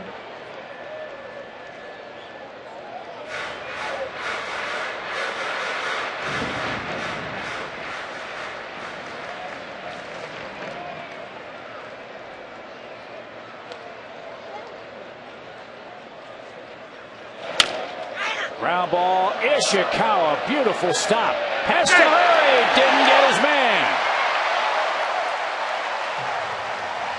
That'll make your back feel better, won't it? Well, if his back's hurting, it wasn't affecting his speed down the line. I mean, from the get-go, after the crack of the bat, he was hustling down the line when Ishikawa made this good play. Look at Nate busting it down the line. Not only beat Miller to the bag, but avoided any tag, too. Ishikawa did everything he could. Check Nate out here.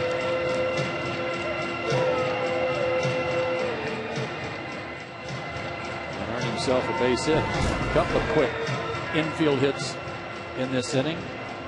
One you might expect from Nate McLeod, one you wouldn't from Casey Kochman.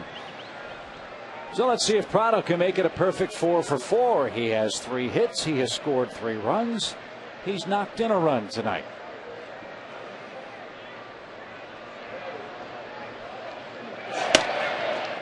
Come on, Prado.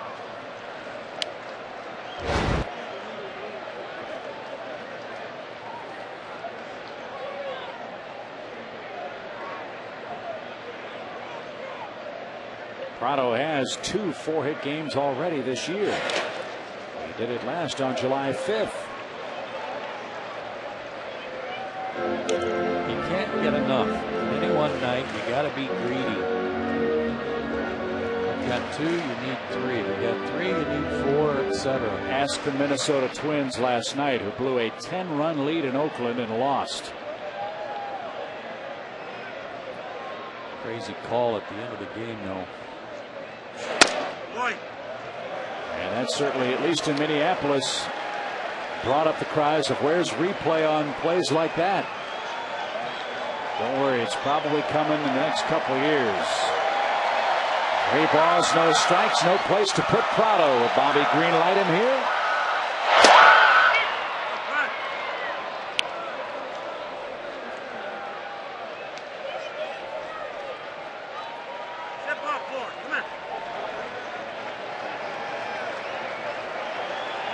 Still going to get a good pitch to hit here.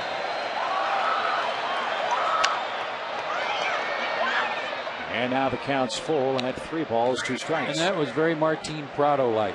He didn't overswing, wasn't trying to hit a grand slam. Taking a nice, easy base hit swing on a 3-1 count.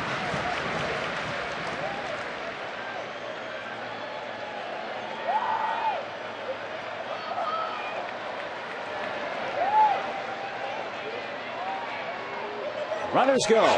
Swing and a drive down the left field line. Hooking, no. Foul. He just missed.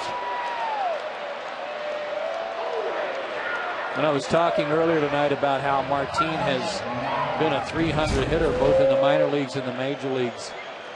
The thing where he's different is right here. He is stronger. He's learned to turn on the ball more when given an opportunity, and that's where his game's really improved. First year and a half he's been up, more of an inside-out swing. Not anymore. He's got it all.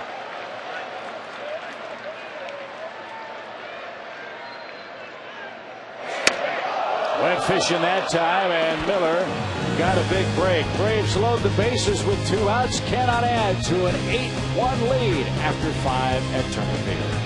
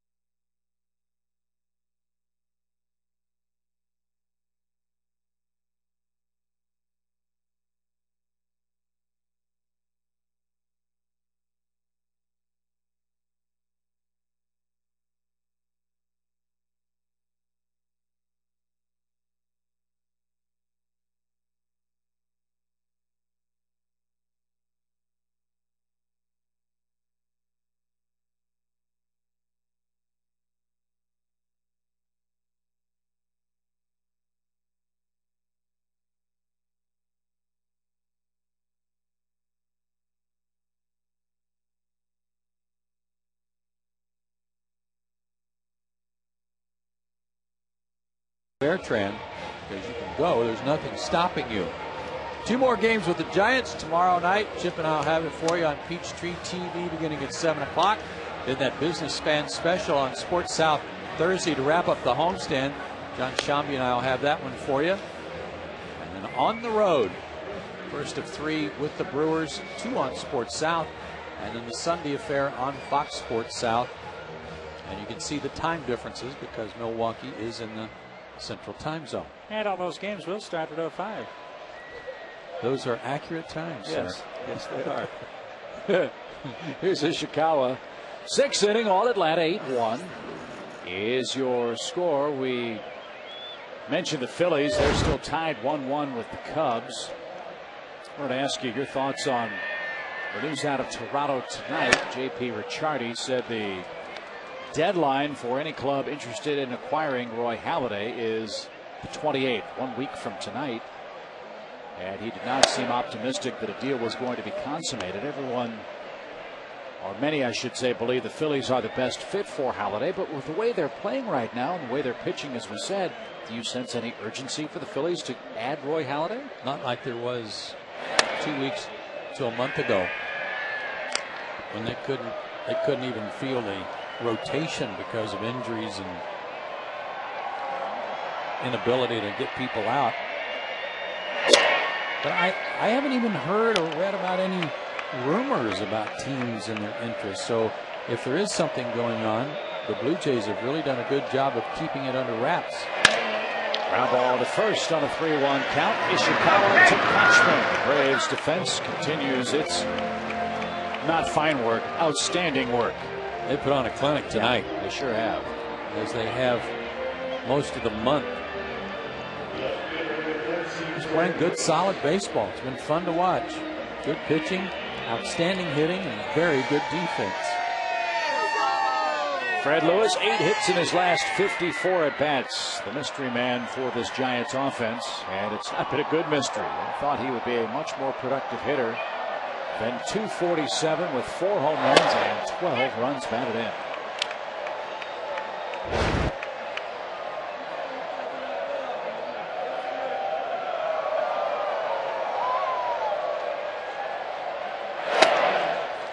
Way late on that pitch.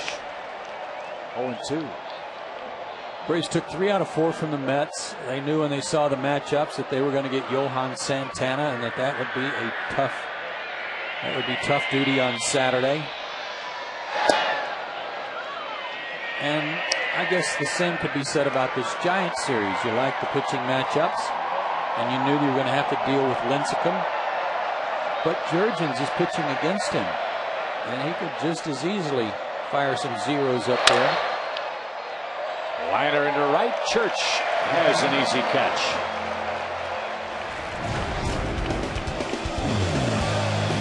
And the defense for Atlanta tonight has been one of the big stars. Escobar and Chipper Jones, a clinic on the left side. Joe with a bare hand a couple of times, and Casey Kochman still errorless as an Atlanta Brave.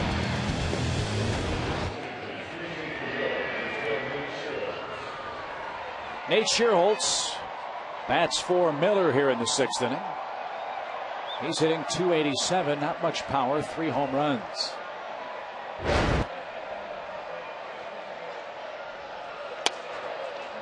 And that's a little low, 1 ball, no strikes. This guy's got a pretty good swing. It's quick, got a little pop in his bat. And as you probably just saw, it's Schierholtz and not Schierholtz. I was just thinking the same thing. No relation to John Schierholtz. And that one line past short. You're right, he's got a pretty swing, doesn't he? 2-out hit.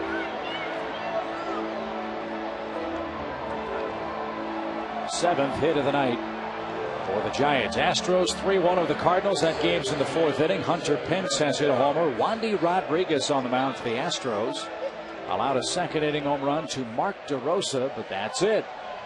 The Astros bidding to pull to within 2 of the front-running Redbirds.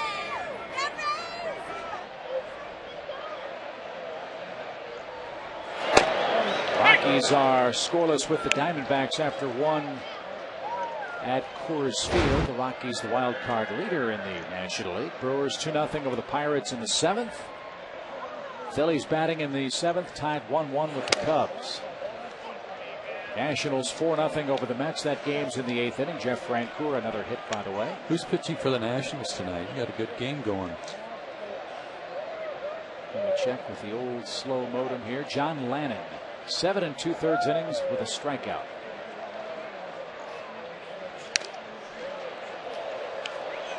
And Hal Galema wants to know any fights in that Brewer game. The answer no, as McCann took a shot and he's down on 2 knees. He even tried to get up and couldn't.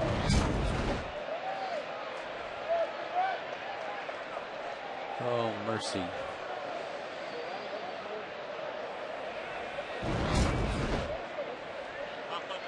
Modern technology still hasn't caught up with anything to try to prevent that.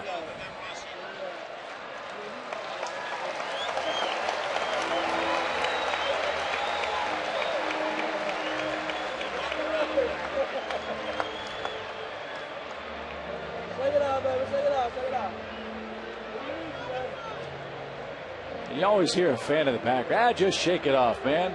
Yeah. Well, this is when, I mean, Brian didn't have his mask, didn't have his glove in his hand.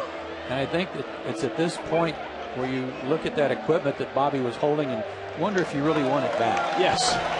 Yes. I mean, you're already contemplating changing seats in the church choir. Yes. But it looks like Brian's going to be all right. Makes all of us kind of breathe deep, though. Makes you feel glad you're not a catcher, doesn't it? 1-2 pitch and a ground ball to short. Escobar to a knee, and that is that. Last of the 6th inning. Braves in front big. 8-1 your score.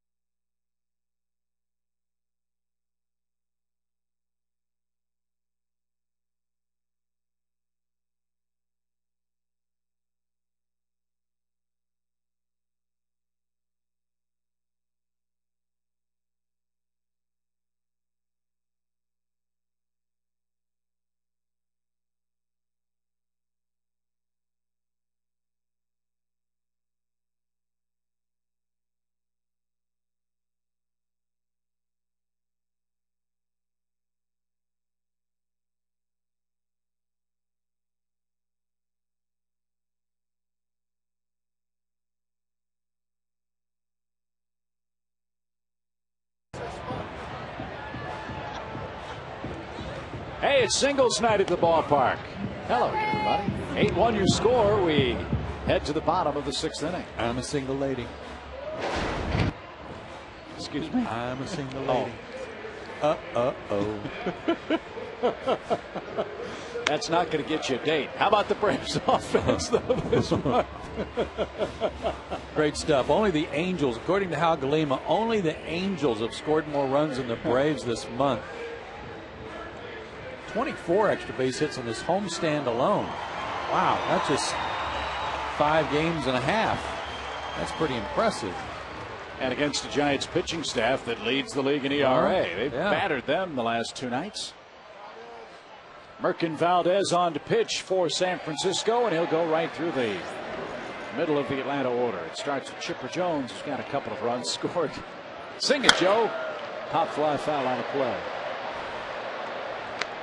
I'm done.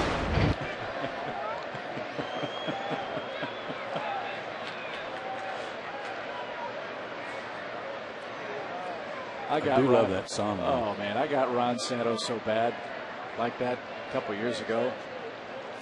0-1 count. Ron's a big country music fan with the Cubs.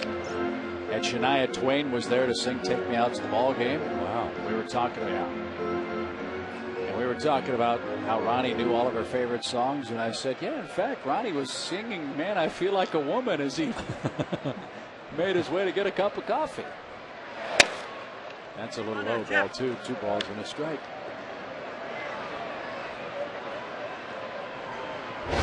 First final is in tonight. Hal mentioned the Angels, the top scoring team in baseball this month. They put 8 more on the board in game 1 of a doubleheader against the Royals. Tonight, 8-5 was the final at Kauffman Stadium. Chipper Jones will continue his at bat. And here's a look at who's on deck for the Braves, brought to you by the Mercedes-Benz E-Class, located on the web at mbusa.com/E-Class. Brian's had a heck of a night. That last foul tip notwithstanding, he got back to the dugout, and David Ross, his compatriot behind the plate, was the first one over to greet him. I'm sure he was all right. I guarantee you, David said, boy, that looked like it hurt. Right. Tips, and Whiteside couldn't hang on. 97 on that fastball from Valdez.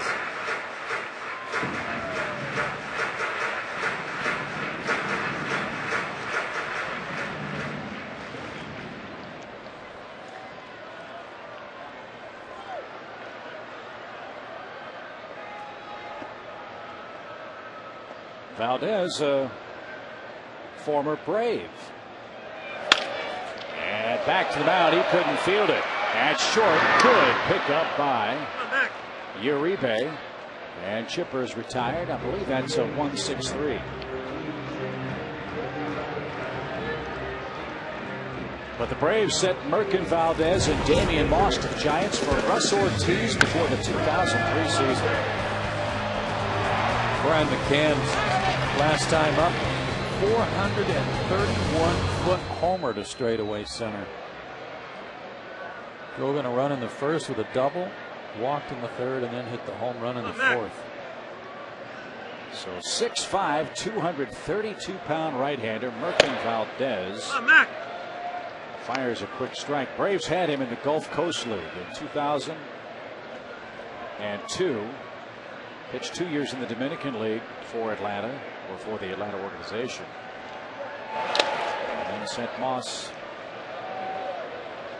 to. Has he been in the Giants organization ever since? Because that's been a while. He's 27 now. Yeah, he missed the 07 season with elbow surgery. Good for him for hanging in there and bouncing back from the injury. Yeah, got to the big leagues in 04, then AA in 05, AAA 06, got hurt, had high ERA that 06 season, made his way back to the Giants last year in 17 games. He's listed as 27 years old. He'll be 28 in November. 3 balls, no strikes. And Brian McCann earns his second walk of the game. Giants have walked 5 men now. And the first from Valdez.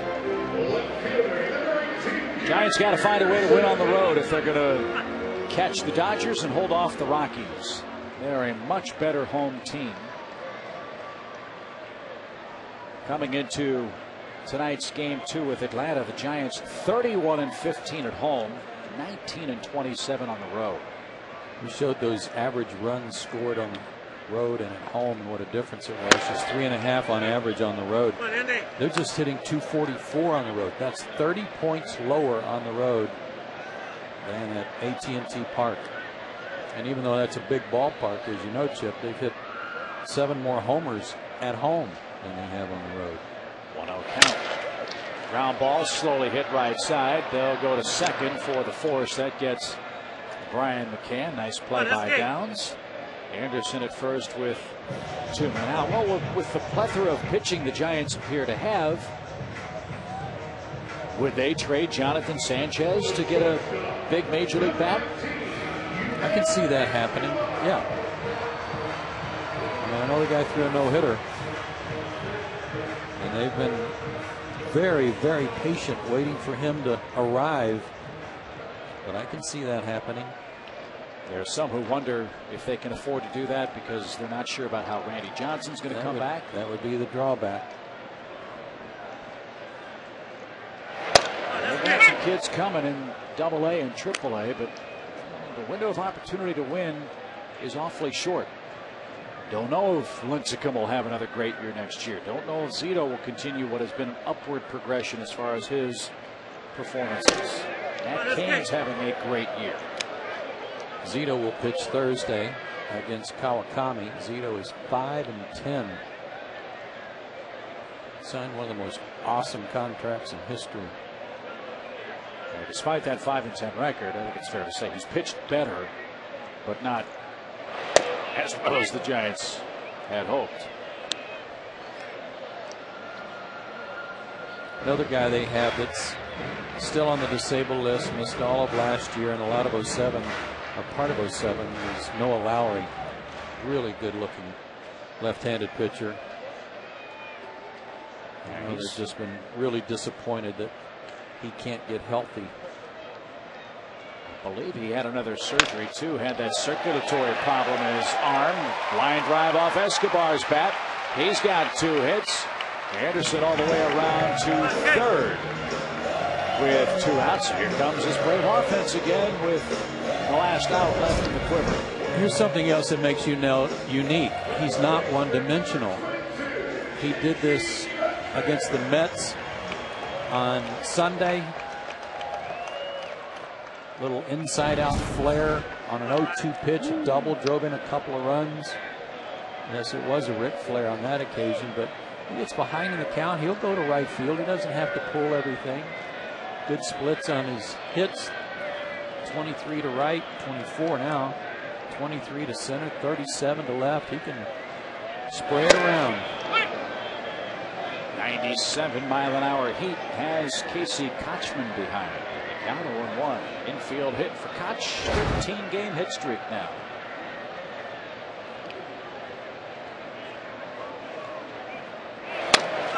You can think back to the start of that 14 division championship run for the Braves back in '91. It's always fun to compare current players to players on that club. Casey Kochman is Sid Breen. Very good defensive first baseman, line drive hitter, not a whole lot of power. And he's out number 3 in this 6th inning of play. One difference, Sid would have beaten that out. Casey, that was Joe. 8-1 our score. We go to the 7th inning.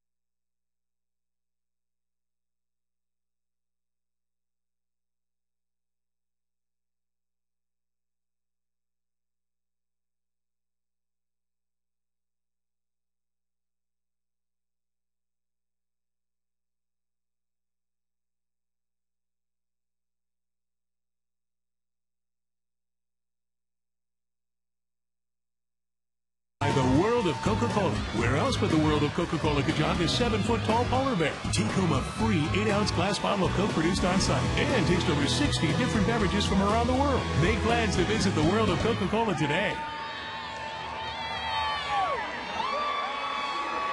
That's an enthusiastic crowd for you on singles night at Turner Field. And a lot of singles, a lot of doubles, and a lot of power for Atlanta so far tonight as Matt Diaz takes over in right field. Ryan Church moves from right to center. We showed you Nate McLouth arching his back earlier in the game tonight. He departs. And now right-hander Peter Moylan is on for Derek Lowe. Chance to save some innings for Derek, who threw 6 of them tonight, gave up 7 hits, a run, a walk, and struck out 4 for Atlanta tonight. 52nd game for Peter. That's a ton. He's been at or near the top of the league in appearances all year long. He's had a couple of days off. Last work against the Mets on the 18th. Gave up a hit. Also recorded a strikeout. No runs. And that's the delicate balancing act a manager and pitching coach really have. How much rest to give a guy? Because rest usually means rust for a man out of the bullpen. But if you run him out there 4 days in a row, you wear him out and rack up the appearances. And then they've got nothing left in August and September. So as you mentioned, a couple of days off from Moylan. He's ready to go and faces Eli Whiteside and pumps over a quick strike. All Atlanta tonight. Braves scored 3 in the third and 4 in the fourth to break open a close game.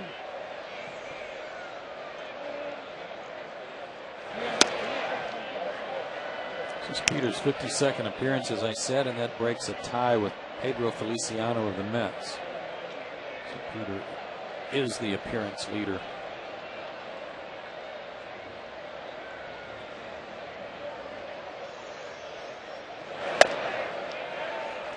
And he's really become Bobby Cox's ground ball specialist. Seems like the last several years, Bobby's had a couple of guys who would come in when he needs a double play ball. Chad Peranto comes to mind a couple of years ago.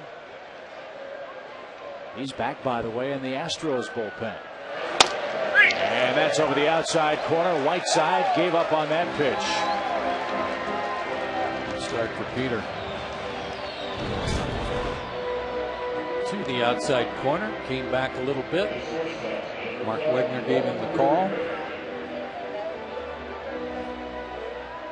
Wegner's done a good job behind the plate tonight.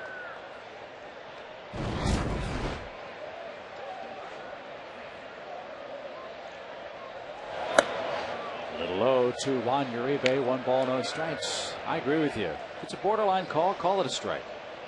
Swing the bat. Swing the bat.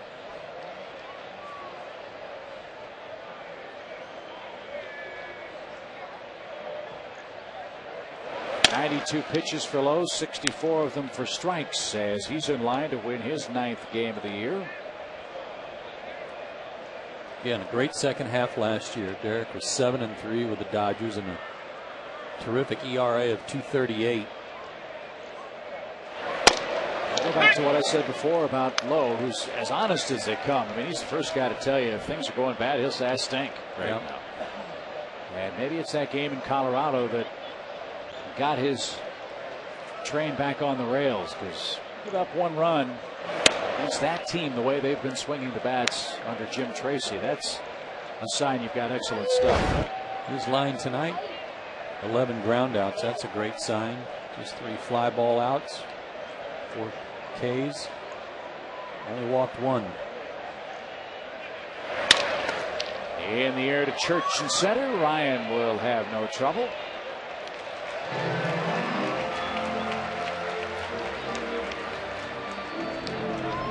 Fans, as we've been telling you, this Thursday is a Braves business fan special. So take the day off from work, make it a 9-inning lunch break, and head to Turner Field, see the Braves take on the Giants. Game time is 1:10.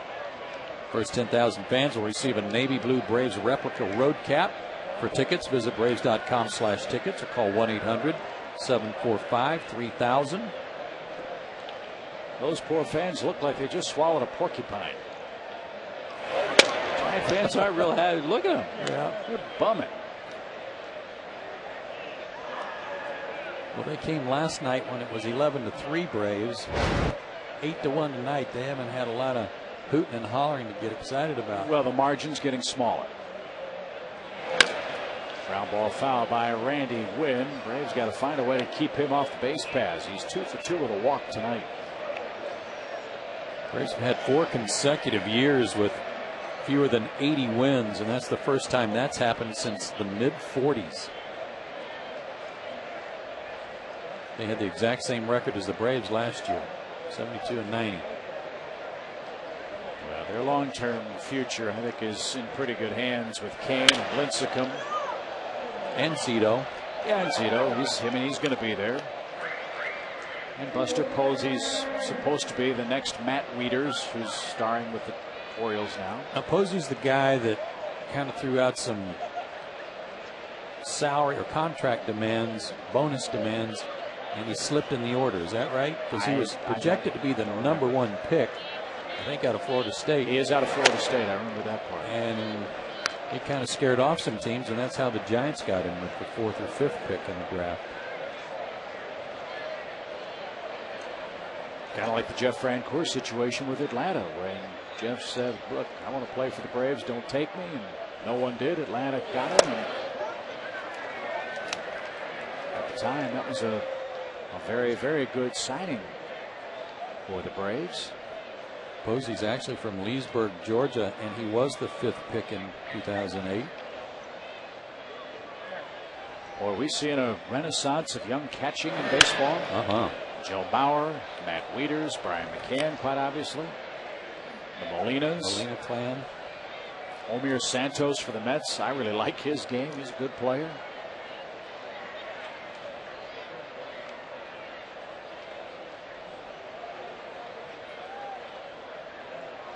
Full count to Randy Wynn.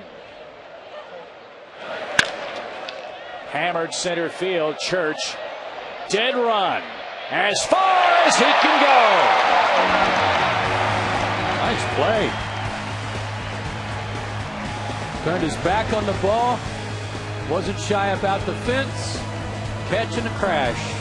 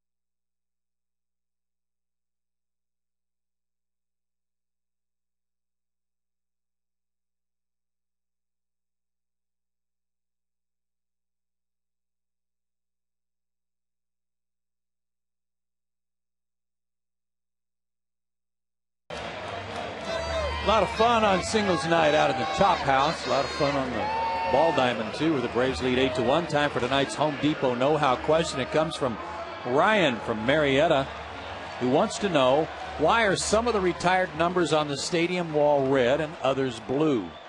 Ryan, the answer to that is reflective of the uniforms they wore for most of their careers as Atlanta Braves. Hank Aaron, Phil Niekro, Dale Murphy there wore those uniforms of their era that were mostly a royal blue in color. Greg Maddux, of course, with the present day uniform. And likewise, Eddie Matthews and Warren Spahn, the old school Braves uniform like they wear today. And even the style of the numbers themselves is a little bit different and emblematic of the era in which those men played. Right. Now, Hank wore that same uniform that Matthews and Spahn wore in Milwaukee. But they gave him the Atlanta blue. Now they're running out of space on that facade up there pretty quickly. Imagine in the next 5, 6, 7 years, you're going to have Chipper Jones up there. You're going to have Tom Glavine. You're going to have John Smoltz. And you could make a case for Bobby Cox, John Schuerholz, Leo Mazzoni up there.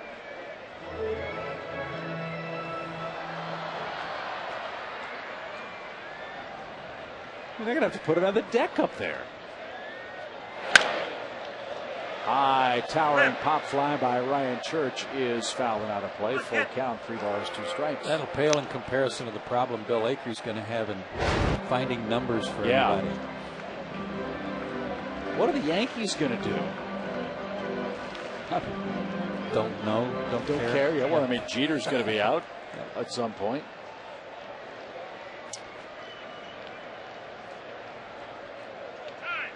Time call. Had a chance this past weekend to be up at Yankee Stadium for Old Timers Day. And awesome, huh? It really is. I wish the Braves would do it again. Liner by Church, a bullet into left field for a leadoff single. He's on base for the second time. As we know, the Braves, the longest continuously operating franchise in Major League Baseball. Wouldn't it be great to have a day where Jeff Blauser and Mark Lemke, Tom Glavine and Greg Maddux, Hank Aaron, Biff Pocoroba, Darrell Chaney, guys like that all came back and played. Yeah, Mark Wohlers, Alejandro Pena, all those guys, that'd be great. I mean, you could tie it in with the Braves Hall of Fame luncheon. Just make a week-long celebration during a homestand of. That's a great idea. This franchise. I guarantee you Lemke would hit a triple. No question. I mean, I remember at the old ballpark, they had the Equitable Old Timers game, and Luke Appling would come out and swing the bat. We could have Ernie Johnson and Pete Van Wieren sit behind a screen and do play-by-play of the game. And put it on the Jumbotron scoreboard. I like it.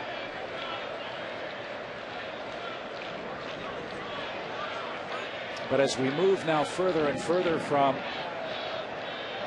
the success of 91 and 05 and start new traditions and have new Atlanta heroes, what better time than to relive those glories than now and expose your young team and your fans again to that remarkable period, not just of Braves history, but of Major League history here. I'm in. I'll come. Okay. I think it's a great idea. You can pitch. Diaz, a chopper up the middle. And a double play is the result. Nice turn by Downs at second. No, I mean, I would just come and watch. I thought you wanted to play. No, I'm not a former Braves player. Doesn't matter. I wouldn't fit in that, but I would definitely be here to watch those guys. You've been around long enough. You're a Brave. You can get out there and twirl. It's different. It's different. You could have Ernie pitch. Bring back Bob Horner. I mean, it'd be a big deal. Phil Niekro, Willie Montañez. Oh, and then go back like the Pat Rockets, Darrell Chaney, Jerry Royster would be at Roland office. Great idea.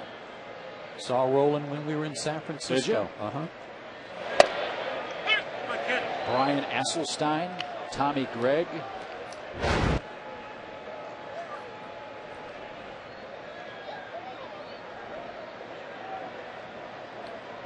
Greg Norton in at bat.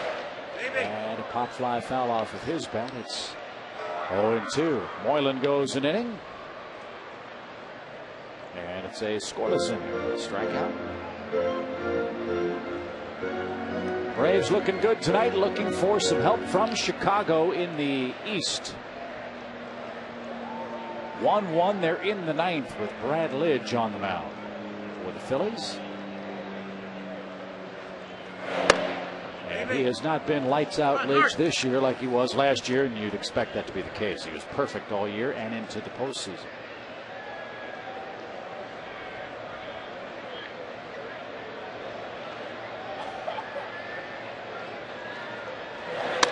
He was the single biggest difference in their ball club from 07 to 08, and you're right. Couldn't have been any better. Saved them all. And in fairness to Lidge, he's had a bad knee. And had that taken care of. Norton, a long fly ball the other way to left. And Lewis makes the catch. And that retires the side. 7 innings are in the books. The Braves are having some fun against the Giants. They're up by an 8-1 tally.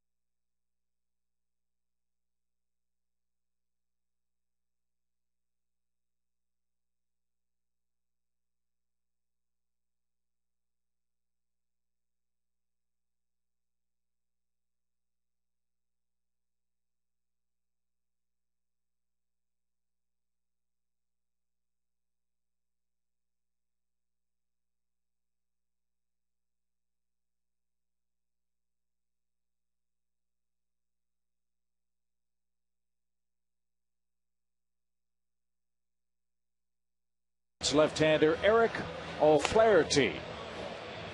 Eric's been bothered by some back problems, but good enough to go tonight. And he too, Joe, has been awfully busy out of the bullpen. He has, and he's also been very effective. His last outing the same day as Moylan's 3 days ago. Just a third of an inning, however, and recorded a strikeout. Remember, his back stiffened up a little bit on him after the series out in Colorado and coming back from the All-Star break, so he missed the first 3 games of the Mets series. And with O'Flaherty bothered by some back problems last year with Seattle, problems that really cost him almost the entire season. Certainly Atlanta was very careful in controlling that issue, and talking with Eric about that, he said he and the Braves both wanted to make sure that whatever issue he had did not turn into a much bigger problem than necessary. So he's on to face John BOWKER with a 1-0 count. And now it's even at a ball and a strike. He was in all 4 of those games at Colorado, and I think that's what caused it to flare up on him. Not O'Flair, but no, it was not an O'Flaherty up. Nor was it an O-Rick Flaherty up. 1 ball, 2 strikes.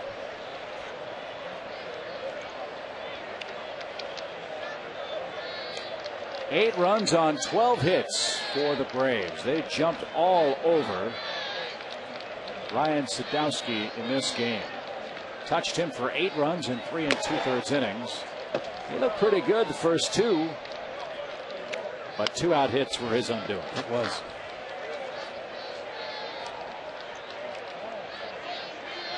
And 25,135 paid customers on singles night. That means someone's going home unhappy. Yeah. Had a strike over the inside corner.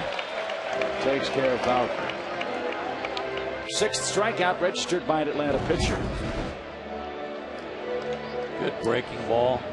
Not exactly where Brian wanted it, but it was very effective because BOWKER to freeze. Hal, of course, said not necessarily.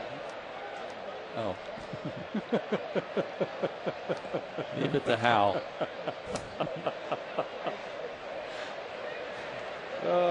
Here's Pablo Sandoval. And even when he takes, it's a strike. Well, he hasn't batted right-handed in a while. Good point. Needed to see it right-handed.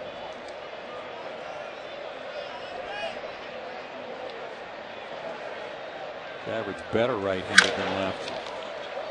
To Hopper to short.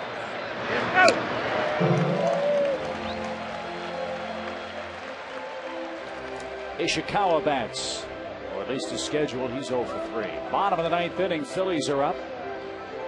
Carlos Marmol facing Raul Ibanez in a 1-1 game. Brewers over the Pirates. That's 2-0 in the bottom of the 9th inning. Trevor Hoffman trying to close that one down. Houston now 4-1 over the Cardinals. And Todd Wellemeyer. Wandy Rodriguez, I think, is going for number 10. What about Wandy? And Oswalt's pitching well. Brian Moeller got a win for him the other day, and they're doing this with Lance Berkman less than 100%. Berkman's had a bad calf the last couple of games. Good fastball. You brought up Roy Halladay earlier and who would be the team's most likely, and I'm just going to be extremely surprised if they're able to move him. Yeah. Well, he can say no to any deal if he wishes, much like Jake Peavy did earlier this year when the White Sox courted him and were willing to give up 4 players for Peavy. And White Sox certainly glad that didn't happen. Yeah, I just think that even if they found a dance partner that he could decline, I'm not sure that they can find a team that they can get enough return based on what they've said they wanted. Well, I know you watch all the pundits, but do you perceive Roy Halladay's value going down? No. For Toronto? No. I was shocked when I heard that. Not after the way he pitched against was it the Red Sox? Yeah. What a game. Ouch. Oh, broken bat. And O'Flaherty just a little late.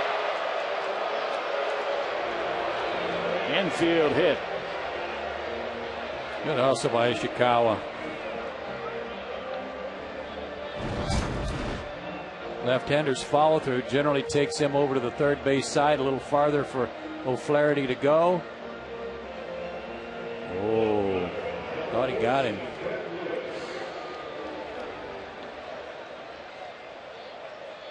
Foot down.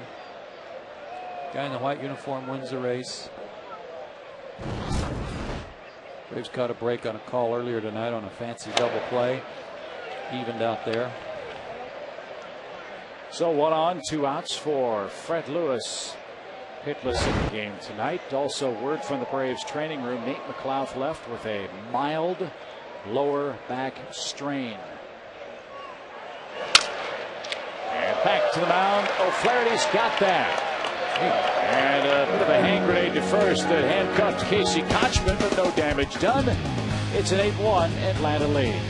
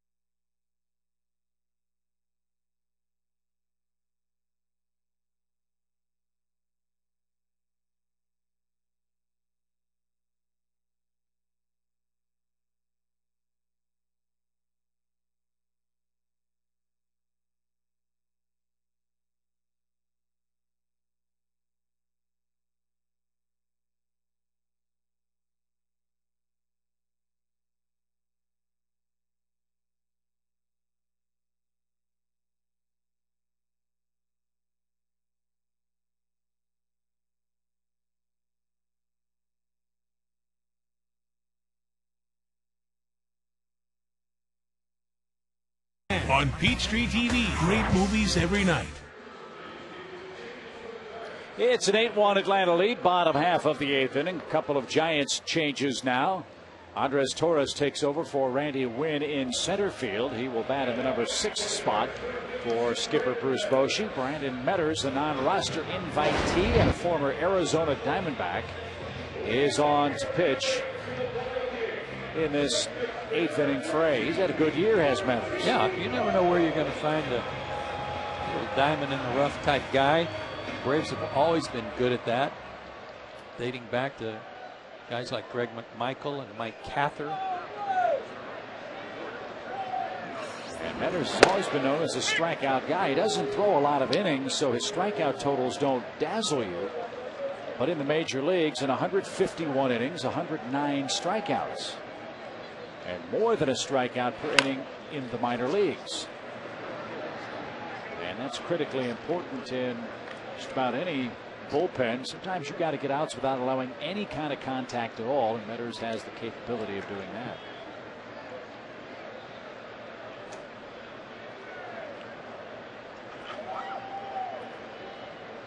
Metters, an accomplished musician, big country music fan. And he strikes out Martin Prado, who will end his night 3 for 5 at the plate. 91 on the fastball, and no argument from Martin. I think he got caught looking for something else, but that was just perfect pitch on top of it. Nothing, he's on the outside corner. Metters out of Tuscaloosa, Alabama, and Hillcrest High School. Does it say what kind of instruments he plays? Guitar. Little chopper hit towards second. Funny hop. Downs hangs with it. In fact, after he pitched against the Braves in May of 2006, he drove from Phoenix to Tucson and performed with his band and opened for country star Billy Currington in a concert. No kidding. He's performed with the All Earl Band after a Tim McGraw and Faith Hill concert. So are they all named Earl? I hope so. And I guess he and Barry Zito spend time in the offseason playing the guitar in their downtime in the bigs, working on their guitar chops. Zito, an accomplished player too. So Metters has 2 quick outs. Brian McCann, 1-0 count. Big night for McCann, on base 4 times in this game. He's doubled, he's homered, he's knocked in 4 or more runs. And you saw in that camera shot a second ago, the next 2 pitchers Atlanta will face. Tim Lincecum, the reigning Cy Young winner, takes the ball in game 3 here tomorrow night. And there he is on the left. If you are to believe the saying that dynamite comes in small packages, you're looking at it in Lincecum. He's fun to watch, and he's certainly extraordinary in his wind-up and delivery. The 10th pick overall in the draft 3 years ago. I think the 9 teams that chose before the Giants are second-guessing that as Metters. Blows right through Prado, Jones, and McCann. 3 more outs to get for Atlanta as they try to get to 2 above the 500 mark tonight.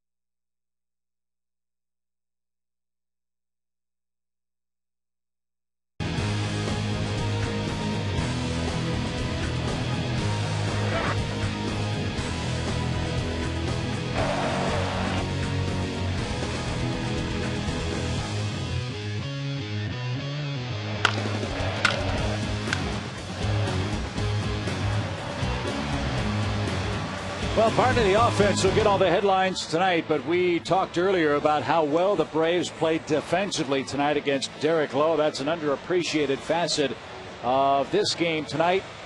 And Atlanta used its leather and its lumber to ride out an 8-1 lead heading to the 9th inning tonight. Yeah, great all-around performance by everybody. 3 guys in the bullpen getting a little work. Manny Acosta hopefully will be the last.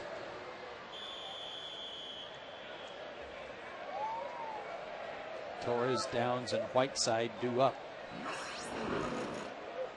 First at bat for Andres Torres, hitting .243 on the year. Cubs and Phillies go to the 10th inning now, still tied 1-1. Brewers beat the Pirates. Braden Looper. And the Brewers fired a 4-hit shutout in Pittsburgh tonight. They've won 17 of 19 against, make it 18 of 19 against Pittsburgh now. Yeah, I had a little set 2 last night after Karstens was hit by a pitch that almost started a brawl. That went back to April when Karstens plunked Ryan Braun with a pitch. Jason Kendall was out of line. I thought he did more to incite a problem than anyone else. 1-2 count to Torres is in the dirt. Didn't seem to be enough to hit Karstens for the payback, but Kendall was quick to jump up in his face to make sure that he didn't go to the mound or do anything, and just kept taunting him. And what Kendall said in the press was either talk, go to the mound, or go to first base. And the first of those 3 things is what was more in vogue in that particular instance last night. 3 balls, 2 strikes. And Torres, a chopper right to Kochman, who makes the play easily. A lot of ground ball outs, infield outs for Atlanta in this game tonight. Yeah, there have been a lot of those. Just 4 outfield putouts in this game. Everything else either in the glove of Brian McCann or along the infield.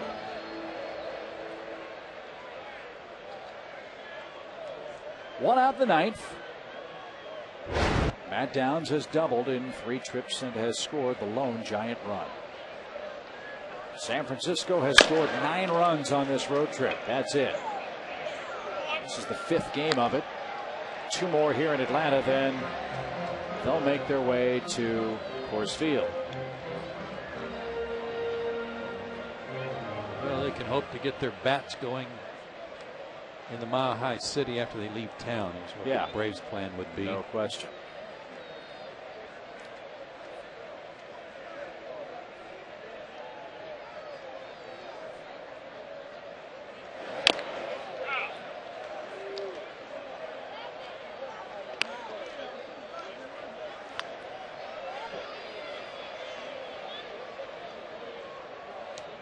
When the Giants swept the Braves out in San Francisco, Sanchez beat them the first game. And then Lincecum won the second. Randy Johnson pitched the third. I think he got the win in that game.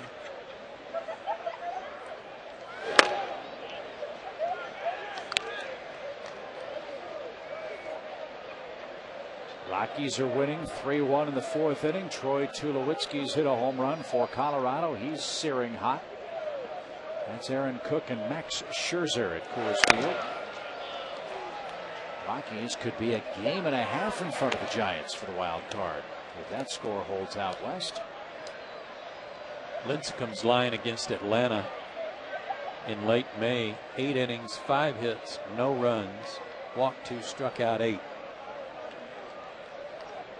So they'll have to get after him tomorrow. Odd to see a guy wearing a watch in the dugout, isn't it? I don't know if maybe he's got a date afterward, you know? It's singles night. Singles night. Maybe he's checking his watch and he's got a meeting arranged. It's just rare that a ball player needs to know what time it is when he's in the dugout. As good as he is, he can do pretty much whatever he wants, I would imagine, for the Giants. He's allowed only 5 home runs all year, the 2nd lowest ERA in baseball since late May. He's 5-0 against Atlanta in 6 career starts. That has got to stop tomorrow. Yeah, he's really good. Eli Whiteside, the final hope for the Giants, down 8-1. Braves about hit him 12-8 tonight. Talk about a guy gaining confidence with every pitch. I think Manny Acosta fills that bill too. Yeah. Certainly got the arm. Right now he's just rearing back and fogging it.